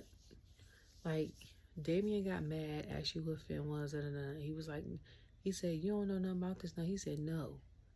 And then Finn said, and I was like, it was no reason for him to apologize. So I'm like, you apologizing in advance for what the hell you about to do.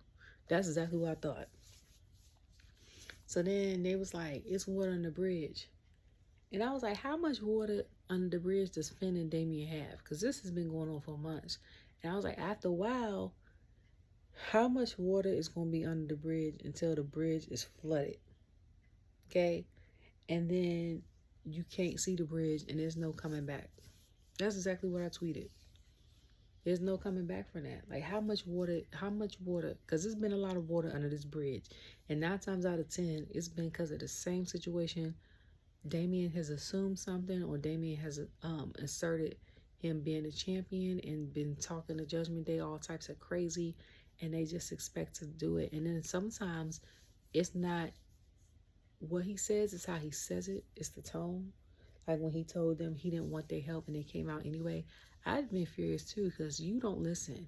And that means you don't respect my opinion. So you just assume, like now, but on the bright, that's the downside. But on the bright side, if they weren't there, he would have been lost the title. So it's like, what do we do? Oh, you know what I'm saying? So when he said that, I was like, okay. Then they showed the COD thing for Call of Duty and Street Fighter, and my son has COD on his PlayStation and on his phone. Plays the mobile one. And I was like, Rey Mysterio's on both of them. I was like, I don't know if it's because he's a gamer, if he's a legend, or he's both. But like, I was trying to figure out why Rey was on both of them. Then Gunther comes out, okay? Gunther comes out. I love his entrance. Now, if we talking about laser lights, because everyone has got the laser lights now, Gunther has the best entrance when it comes to laser light. That white is so freaking clean. Like, it's so pretty. It's even like when they showed it on the TV, and I got it when they came to Raleigh live, like on my phone. Look at one of my old videos, I think from March 18th.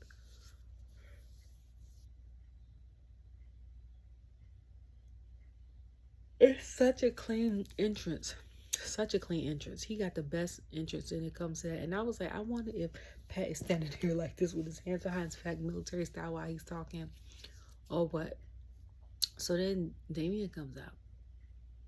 And I was like, okay, jacket. I like the jacket. And I was like, how long did it take that to make it made? Like, bead them chains and the plates and stuff. And the Senegalese twists weren't too much, thank God. And I was like, I don't mind the chains in that either. It's weird. And then I love the Green Reaper graphic. Like, Judgment Day has my second favorite graphic, and they showed it. And then they showed him shooting arrow. But I like it because every Grim Reaper does something different for like every single one of them. They don't have the same thing.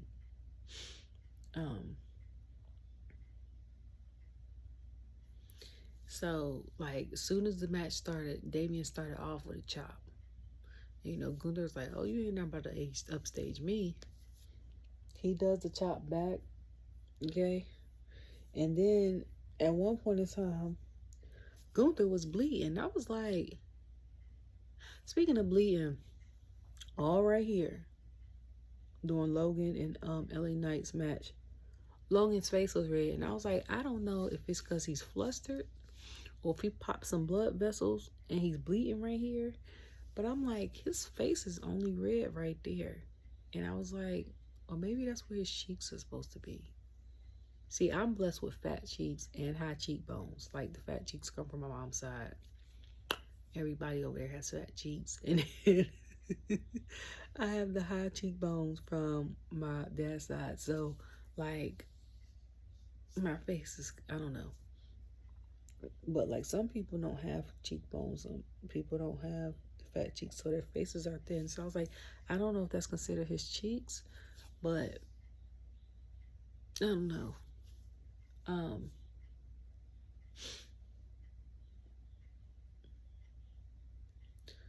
But at first I was confused too, because I was like, does WWE have a Sirius XM channel? Because I think Pat had just said something about the commentary, like, that's Sirius XM. Sounds like, you know, some of the weird sayings he was having.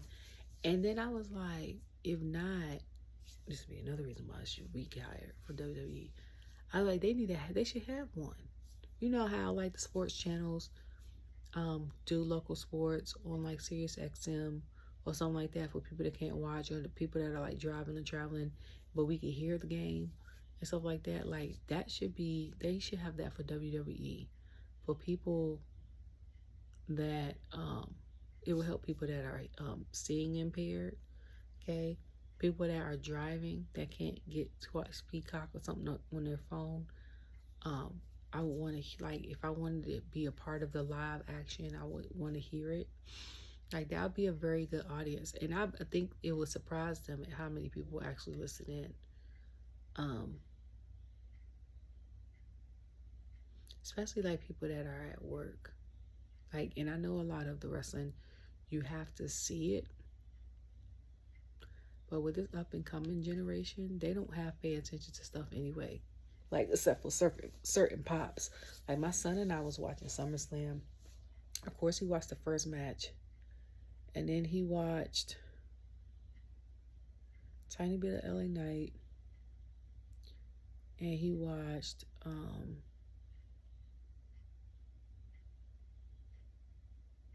Seth and CM Punk a little bit. But then he was over it.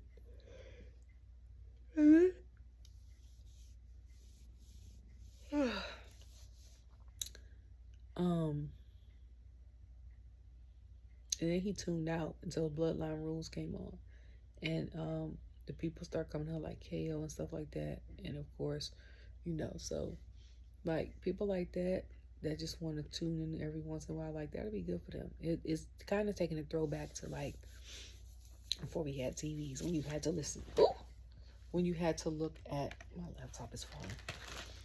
When you had to listen to certain stuff on the radio back in the day, and you had to use your imagination to what you think is happening or what you think it looks like.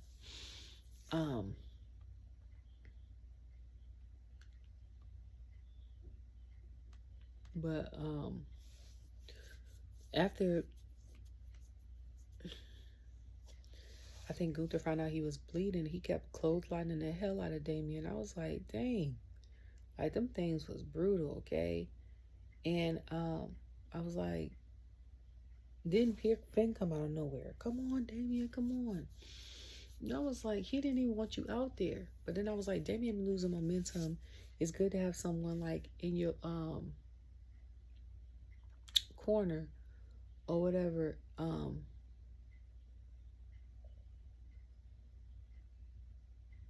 you know. So, like, Gunther came out. He knows that Judgment Day does certain stuff. So, he tried to give the boot to Damien. It didn't work or whatever. So, then,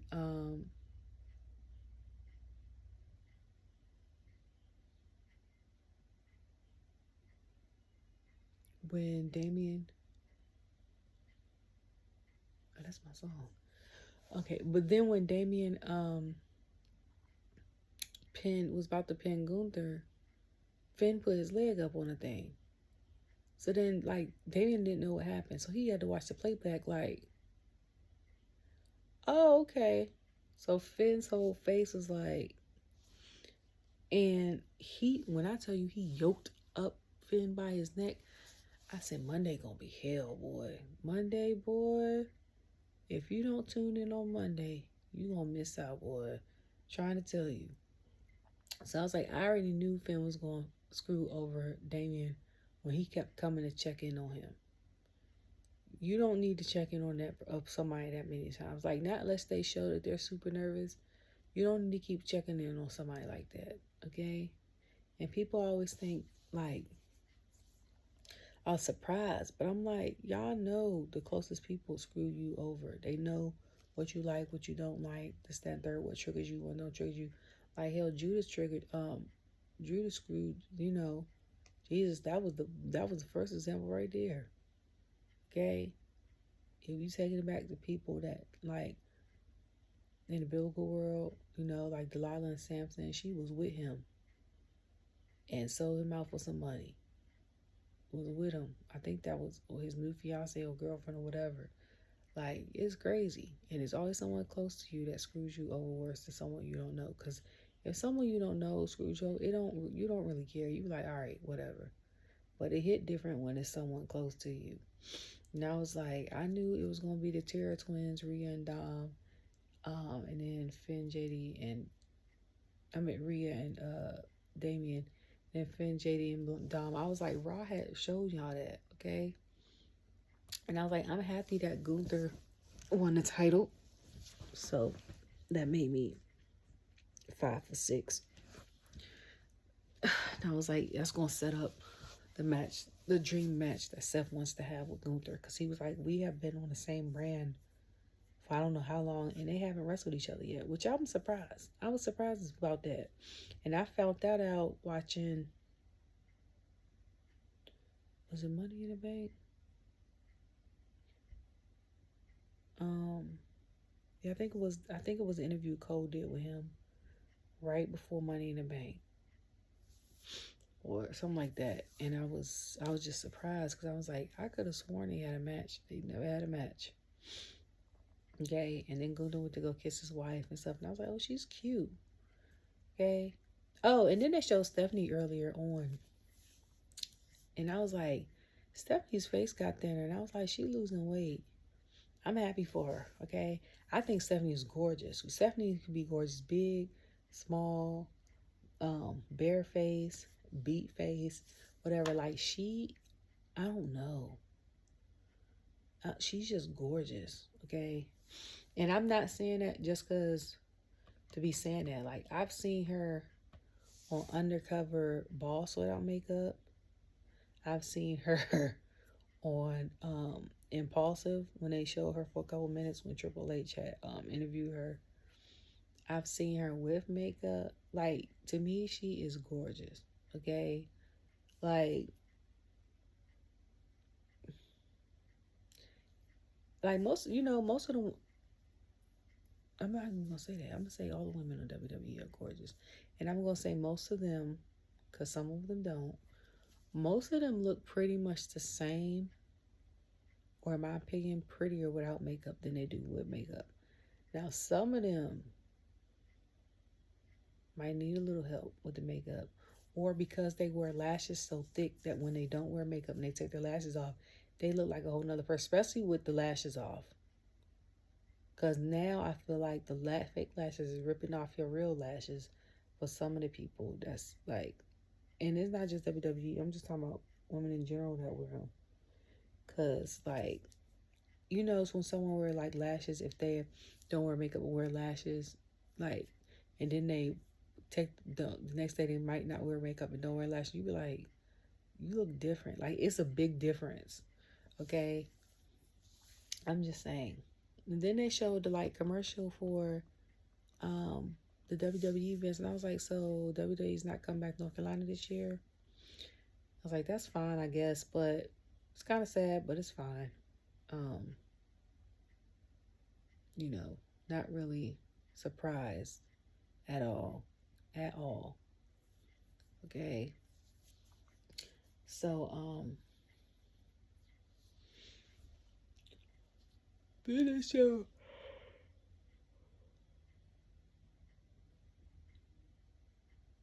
The Miz. Oh, then they show A-Town Down Under. The Miz came out. You know, Truth came out. Truth was like, this your house? He's like, you got a big house. So then A-Town Down Under comes out. Of course, you know they come. And they talking about something. This crowd is basically as bad as the Cleveland Browns team. And I was like, that's fair. Okay, that's not really an insult. Cleveland Browns is terrible. Okay, you might as well. That's like them us doing a PLE in Charlotte and saying the same thing. Like, you can't get mad even if you are a Charlotte fan because it's facts. Okay, Panthers. But I'm like, so they bring up the people looking like Jelly Roll or looking like MJ. And somebody said, of course, like, that's why he made Prime, because the river caught on fire. I was like, what? Like, what does that have to do? Okay. So,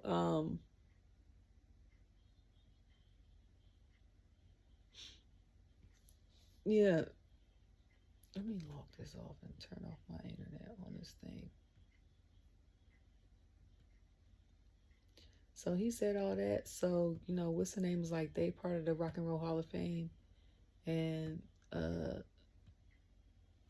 Truth was like, what? And he was like, no. Miz was like, no. He was like, well, who's that guy? And they showed Jelly Roll hitting him, like, Truth and Miz doing the move on him. Jelly Roll hitting them both with a chair. And then Jelly Roll choke slamming him.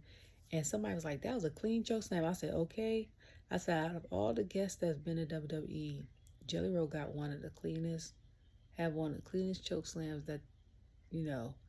Then he took off, he did the 5 knuckle shuffle and stuff, you can't see me, whatever.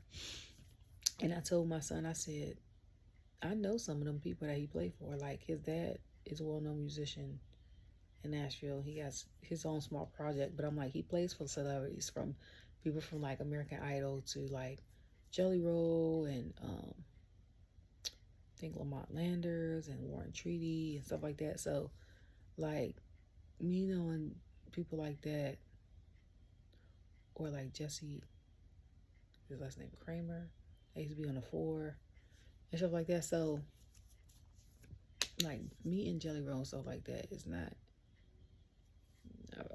it's not a big thing. Like, I 9 times out of 10, I done met him before. So my son was like, you know him? Like, yeah. He'll know in due time, because he didn't grow up around that. He was small when I left, but I'm like, living in Nashville, you realize how small the circle is when you're in that industry or adjacent to that industry, because your spouse or your significant other is in that industry. But I'm like, musicians, like I said before, don't starstruck me, because my family, even before I met his dad, were musicians. Like, my cousin plays for like Ari Lennox, and played for Music Soul Child, and played for Black. No, I think she taught Black how to play the guitar, and she's played for Victoria Monet and stuff like that. So it's like, and then my uncle does sound for all the celebrities when they come in town. He's friends with Genuine. He's friends with, like, he does sound for like Jill Scott and Angie Stone and the neo soul artists. And then my other uncle plays guitar for like certain artists when they come in town. So like, musicians don't do it for me. Like I said before, like, for me to be starstruck, a lot has changed now. I probably wouldn't be, because I'm older. But then, for me to be starstruck, it'd have been people, like, WWE stars from the Attitude Era. Because I was real heavy with it. Meeting like WNBA stars that I grew up watching because I wanted to be in WNBA, NBA stars, and then if I'm gonna keep it a buck, meeting people like teenage stars I grew up watching that are about my age, like or older, like Mary Kate Ashley, Raven, Kristen, what's the name from Xenon, Girl of 21st Century. Stuff, Hilary Duff, Hayden Panettiere, stuff like people like that. Like I'm not, everybody else like whatever. But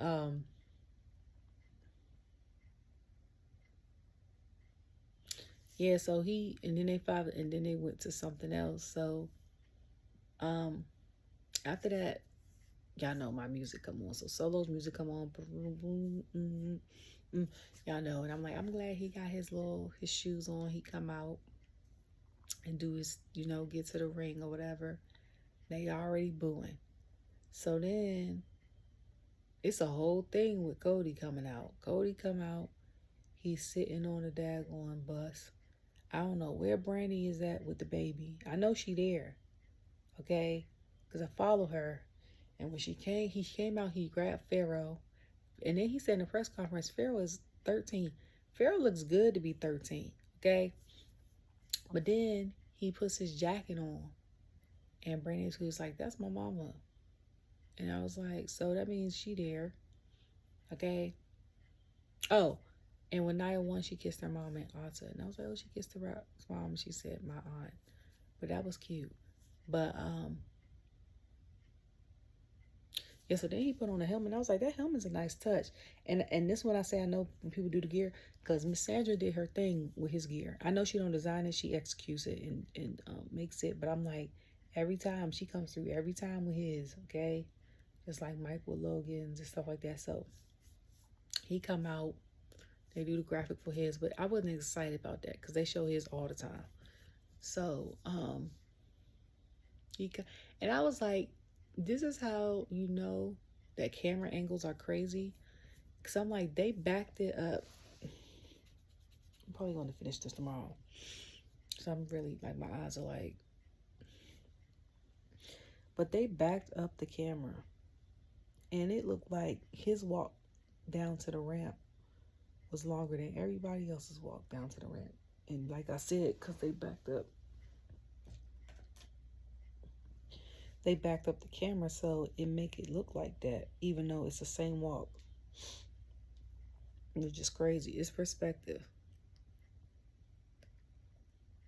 So, whose match was it that it didn't even start ringing until, I think it was this match. Was it this match? Or was it LA Knight and Logan's match? One of theirs. It was either the Bloodline Rules match or LA Knight and Logan's match. I think it was LA Knight and Logan's match where they was fighting, and it took them a while to get in the ring before they ate the bell even ring. But yeah. So I gotta do like this when I pin it up. But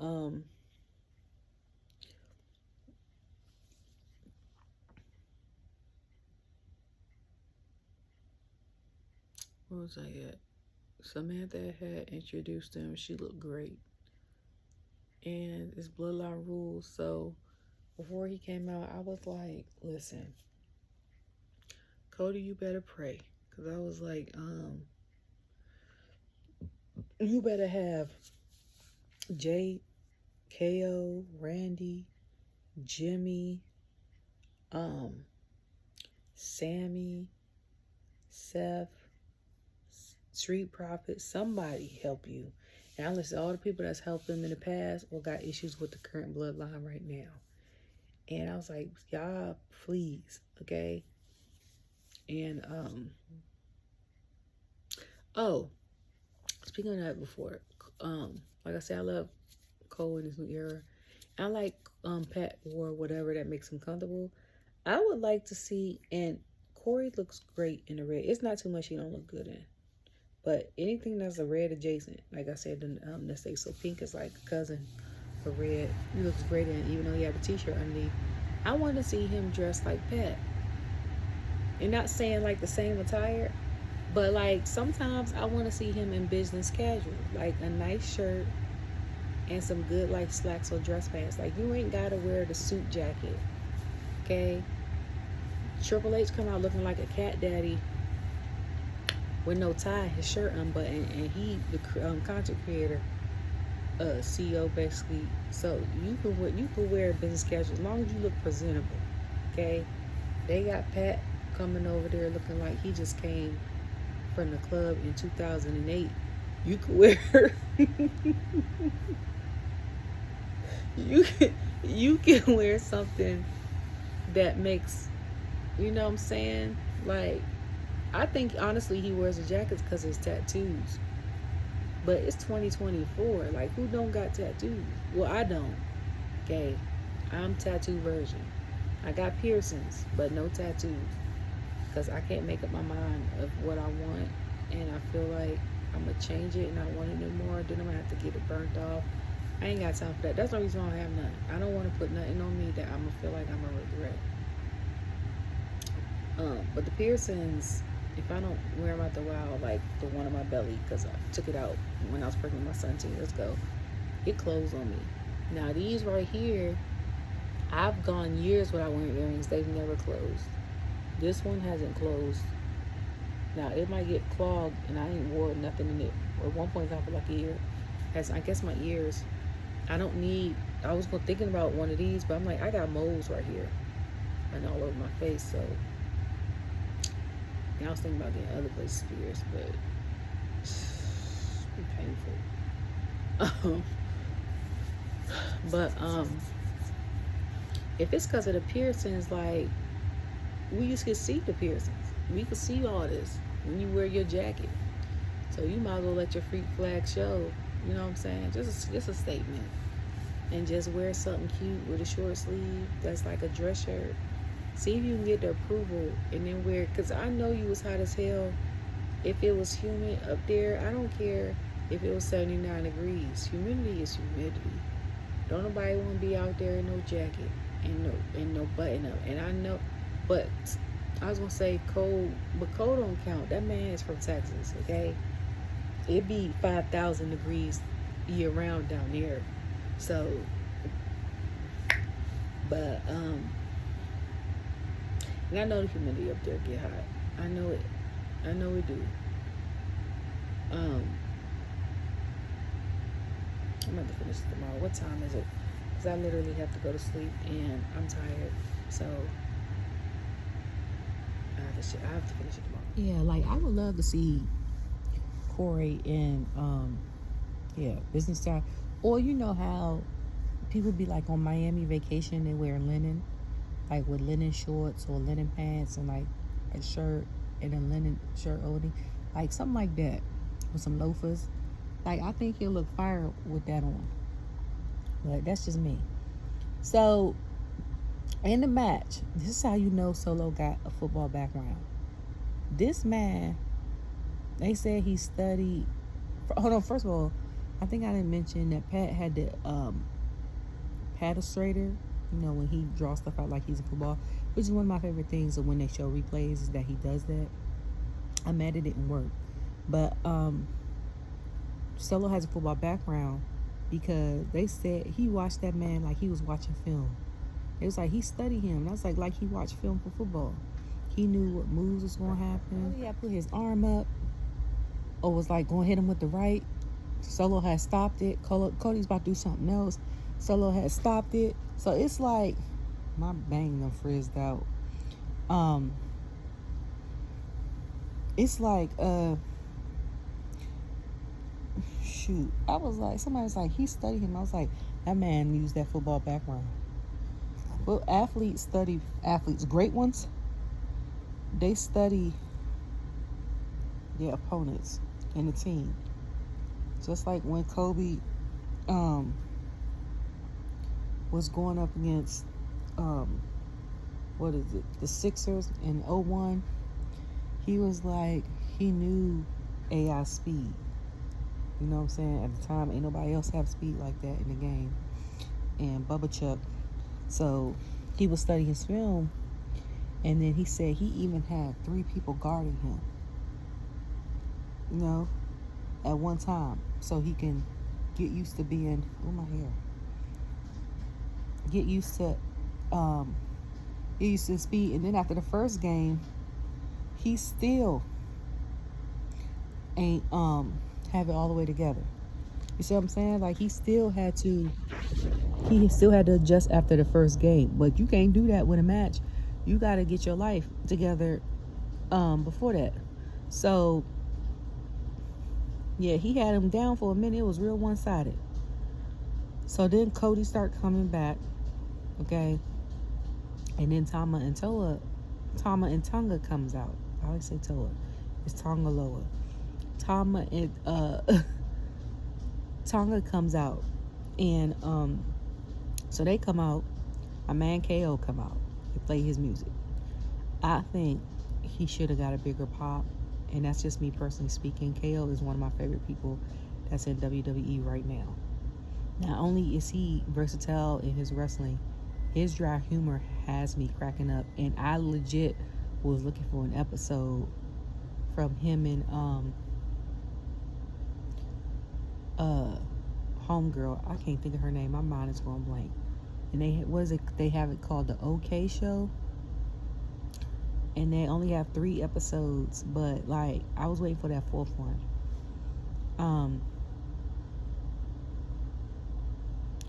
But like I can't. I'm still tired because I went to bed late and woke up early, and I got an hour before my son and I practice basketball, which we do on Sunday. And I don't eat breakfast when I get up in the morning on Sunday. Sunday's the only day I don't eat breakfast. I like fast till I come home. So I had like a banana.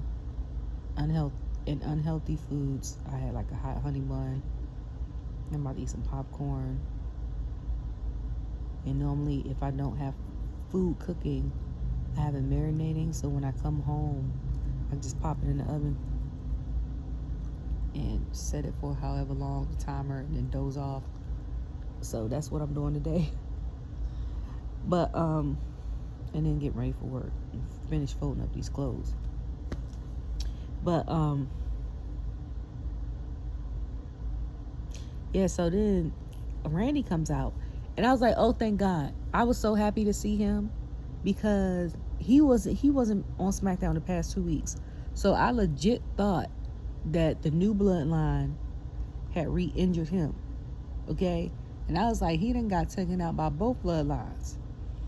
So that's what threw me. Okay? So he come out, they ward him off, they fight him in the crowd. It's very much given WrestleMania, but it's also given to me it's also given Fastlane. I think it was Fastlane when KO and Sami had fought the Judgment Day for the titles, and they took it, and it was a street fight. Like that's what it was giving. And see the clothes behind me. I gotta fold up. And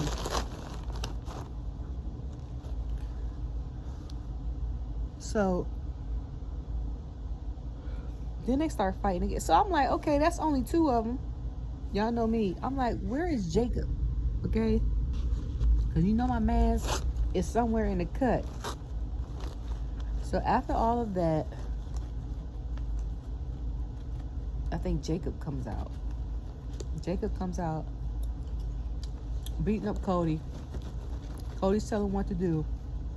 As soon as he get over to the announce table, Corey hauls it. He hauls tail. He was like, I watch this every night on Friday. And he was like, I'm getting out the way. I said, okay. I said, that would have been me.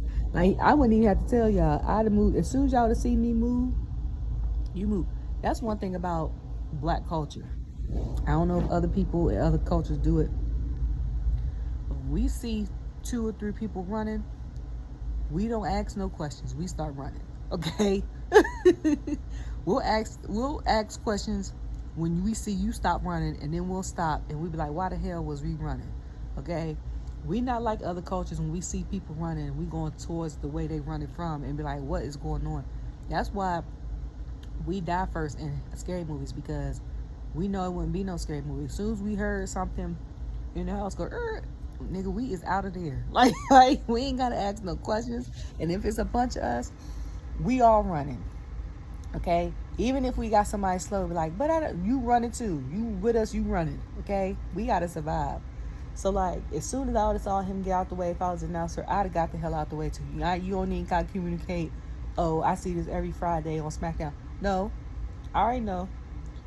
I saw you move, I'm moving. You the commentator on Friday, whatever you doing, and this is a match involving people on SmackDown, I'm doing that too. Like, you ain't gotta, okay? I'm just saying. That's what we do. So, it happened. Like, then he jerked out the table way. Then he got to, like, get his cord back. And, it was like, wow. And I was like, now Pat and Cole was seeing this up close. Just like with Rhea and Dom. He's talking about how SmackDown don't have no love stories. And I was like, that's true. But I like the fact that every show, NXT, SmackDown, and Raw, don't have the same stories. That makes sense. Like, we got Judgment Day and we got Bloodline, of course. Two big factions. Just like, I would say the biggest faction on the NXT is Chase U. Because everybody, all that other stuff. But it's not the same storyline. Now, we got players in each group that serves the same purpose, but the storyline is different. And that's what another thing keeps you glued into watching all three shows. Okay? I just came home from church and I was talking to someone. Now, he was like, wrestling? I was like, yeah, SummerSlam. I was like, last week I went to Comic-Con. I dressed up GalaxyCon, got a picture with her. This week, and I was like, then after this, I'm tired, and then I got to do basketball with my son, and I'm like, after that, I come to the house, I take a nap, okay? He told me he has old tapes. I was like, I just got back into it 2 years ago. I'm from the Attitude Era. I was like, he got old tapes of like Mr. Wonderful versus Tony Atlas, and they're having like a muscles competition, and then like, I think Tony thought he was going to win or something like that, and then he left and came back with a chair. He's like, I got old VHS. Like, we just talking. But I was telling him how good, like, the graphics, and like, not graphics, the storyline. I was like, the storylines are so good. So Papa-esque. I said, but not only that, the athletes are so good. Like, they are out of this world. And we were talking about that. And I said, normally, you would get one or the other with athlete, like, wrestlers. I was like, and I said, and the women are just good. And he was like, he's like, the women back then were there for show. I said, I know. I said, the Attitude Era, they had like pudding wrestling fights, or they might have had a couple matches with the women, or like the women were mostly managers. I was like, now the women matches be just as good or better than the men's matches. And I was like, and the best wrestlers, I feel like, for men, football players, because they could take a hit. And I said, for women, if they're a dancer, a gymnast, or a, ex-military, or dancer, gymnast, ex-military, or cheerleader, they got it. I was like, because especially with the first three, dancer, gymnast, cheerleader, you know how to move around, you know how to be agile, you can know how to do the flips and stuff, but you know how to take a fall. Like, it'd be a couple times that some of your cheerleading people can't spot you, or you doing a flip, you might go in the air and land wrong. Like, so it's easy to them. But I'm like, I told him, I said, you got to rewatch it. There's people I know that aren't even fans, or have, like me, haven't watched in years and tuned in to a live show or watched like the Bloodline segments or something on YouTube, and I locked in. So my hair is a mess. Choosing my hair. This humidity frizzed it up. I just needed it straight though, honestly, for the cut. I'll put it back in braids. But Yeah, so then Jacob come out. He do the flip on the table. He injures his leg. He's and I was like, I don't know if that's fake or not. So then I think Cody did the crossroads or something, or the cutter on Solo.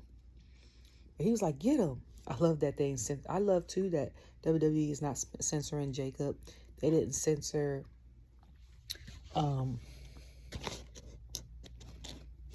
Pat when he was like, oh, he's a piece, and he was like, go ahead, we all thinking it. He was like a piece of sugar honey iced tea. And Jacob was like, get him. And he was like, get this he's like, whoop his ass, something he said. And I was like, I love the fact that he, like, they don't censor it on PLEs. I can't wait for what it's gonna be like on Netflix. It's probably gonna be out of control. But he do all that. Then I hear the stopping music. Everybody, I'm like, what the hell is that? Cause I didn't see. I don't remember Roman's music starting like that. Like, I remember it starting different. And then they show head to the table. I was like, first of all, I thought he cut his hair because, the shirt is black. And then he has this Samoan print, OTC. So I was like, what the hell does OTC mean? And then I was like, it could mean either original tribal chief or only tribal chief. I like the second one better because original means there's duplicates or people that claim to be duplicates. You know what I'm saying? But they're not you. Only means everybody else that claim that they are, they not. So for me, only tribal chief is better. I mean, he come out. So Cole was like, well, maybe he getting back at Cody because, he took his belt. And then Pat was like, well, maybe he's getting back with Solo because he claims to be tribal chief. And I was like, I don't know. But I had a feeling that somebody from the bloodline was coming out. I thought it was going to be Jimmy. The reason why they said so, I had a feeling it was going to be Roman because he said, even Roman had to acknowledge me. He said that on SmackDown. I said, ooh. So he came out and he Superman punch Solo. So then he speared Solo. So then Cody was looking in disbelief like, what? And I was like, what the hell is going on? Then he looks at him and Cody like does a crossroads and pins him. And I think he did that because Solo been lying. Because I was like, if Roman's here, Paul not too far behind. But I'm like, Solo's been lying for one. And for two, they said Cody was off limits after he won, like whether he won or lost. You broke both of them, okay? So he looked at Cody. I guess he was like, I'm not doing this for you, whatever. He said something to him. Cody holds the belt and then taps it. So then, in the press conference, Cody was like, I know he ain't do it for me. And he was basically like, I tapped it because I feel like it might be another go round with us for the third time. He was like, but Roman's hits hurt. Like, he hits hard and stuff like that. And he was like, I'm down if he decides he wants to challenge me again for his title. He was like, basically, you know what I'm saying? He was like, he has the right to. And he's like, I know he didn't do that for me. He did. And then while Roman is walking away, you hear Solo screaming. I said, not him screaming like a toddler. I said, that's how you know he the baby. And he like, you can't never come back here. You can't never come. Because at first, at one point in time, I'm like, all the beef on Monday. Like, all the beef is happening on Monday. Friday ain't got nothing holding on to it. So now, with Nia being the new champion and with that situation with the bloodline with like Roman, now we got something cooking on Fridays too, outside of, and then with LA Knight being the champion, because now Carmelo could start back harassing him again, because Carmelo was harassing him at first, I think Santos had said something to him a couple times, and he was like, I'm not trying to fight you, like, basically in no match. He was like, you ain't got nothing I want. Like, you ain't got no title. I'm not wasting my time with you. But now the tables have turned, because now LA got the title. So now Carmelo could come in and be like, I ain't got one, but you do. Like, what's up? So we gonna wrestle or not? You know what I'm saying? But I can't wait for tomorrow. I might not, I'm gonna try my daggone this to stay up and fight through. Okay? I don't know if I'm gonna do a video. I know I'm gonna be tweeting about it. But I can't wait, because that's gonna take weeks to plan out. Because if y'all want to do it in like 2 weeks, y'all could really just have Judgment Day stuff. But we got stuff with like Damage Control and SZS, and then Alba and them, and I guess they could take on Kaden and Carter. I meant Katana and Kaden. And then we got the issue with the college Olympians versus the Alpha Academy. Then you got Karrion and Kofi. And then you got the Judgment Day just in shambles. Okay. And then you got Seth and Punk, but you also got Seth coming up on Gunther. And then you got Bron, and who the hell is Bron going? It's either got to be Bronson or Braun Strowman or somebody. Okay. And then with like SmackDown, you got Street Profits and the Bloodline. You also got Street Profits and Pretty Deadly. That's a hilarious match, but it's also always a good match. And then you got Legado de Fantasma and Apollo and Baron. And I don't know how long they had that going on. I ain't mad at it, but I'm like, Baron done fought Apollo, so now I mean, not Baron fought Apollo. Santos done fought Apollo. Now Santos really need to fight Baron, I think. Okay? Then you got Carmelo just going up and talking trash to everybody. He's starting to fight. Then you got the big three against Alban, Alla, and Blair. I don't know what y'all doing with Indy Pixie, Candice LeRae, and IndyCar with Mara. We need to do something with them. Okay?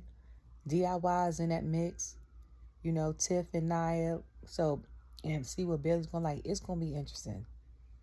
It's going to be interesting. I can't wait. I cannot wait to see what all of this stuff leads up to Survivor Series. Yeah, we got Bash at Berlin and we got Bad Blood, but that's just going to add layers all the way up to Survivor Series. And I'm just waiting, because I told my son, and he already guessed it. He said if he had to pick 2 PLEs, his would be Wrestlemania and Royal Rumble. I said off gate, mine is Elimination Chamber, because for the past 2-3 years, that's been the most exciting one. And Survivor Series, whether it's old Survivor Series or the new one, War Games, I'm here for Survivor Series, period. Okay? If we still have Hell in a Cell, that would be a third one. But I don't care. Like, SummerSlam card and WrestleMania card is good, but the other ones, they might be smaller PLEs as far as attendance, but I feel like the excitement is bigger, just as big or bigger. That's crazy. That's just my opinion. But I will maybe post a video on Monday Night Raw. Now that I got this new phone, it's being retarded. I'm not an iPhone person. And it's not a user error, because I done read everything on how to do it. And it's not. I'm getting my Samsung 24 back. Okay? But I hope y'all have a good day. Enjoy family, enjoy friends. If you're not around them, you get some rest or have a me day or whatever if you can. And yeah, have a good one. Bye.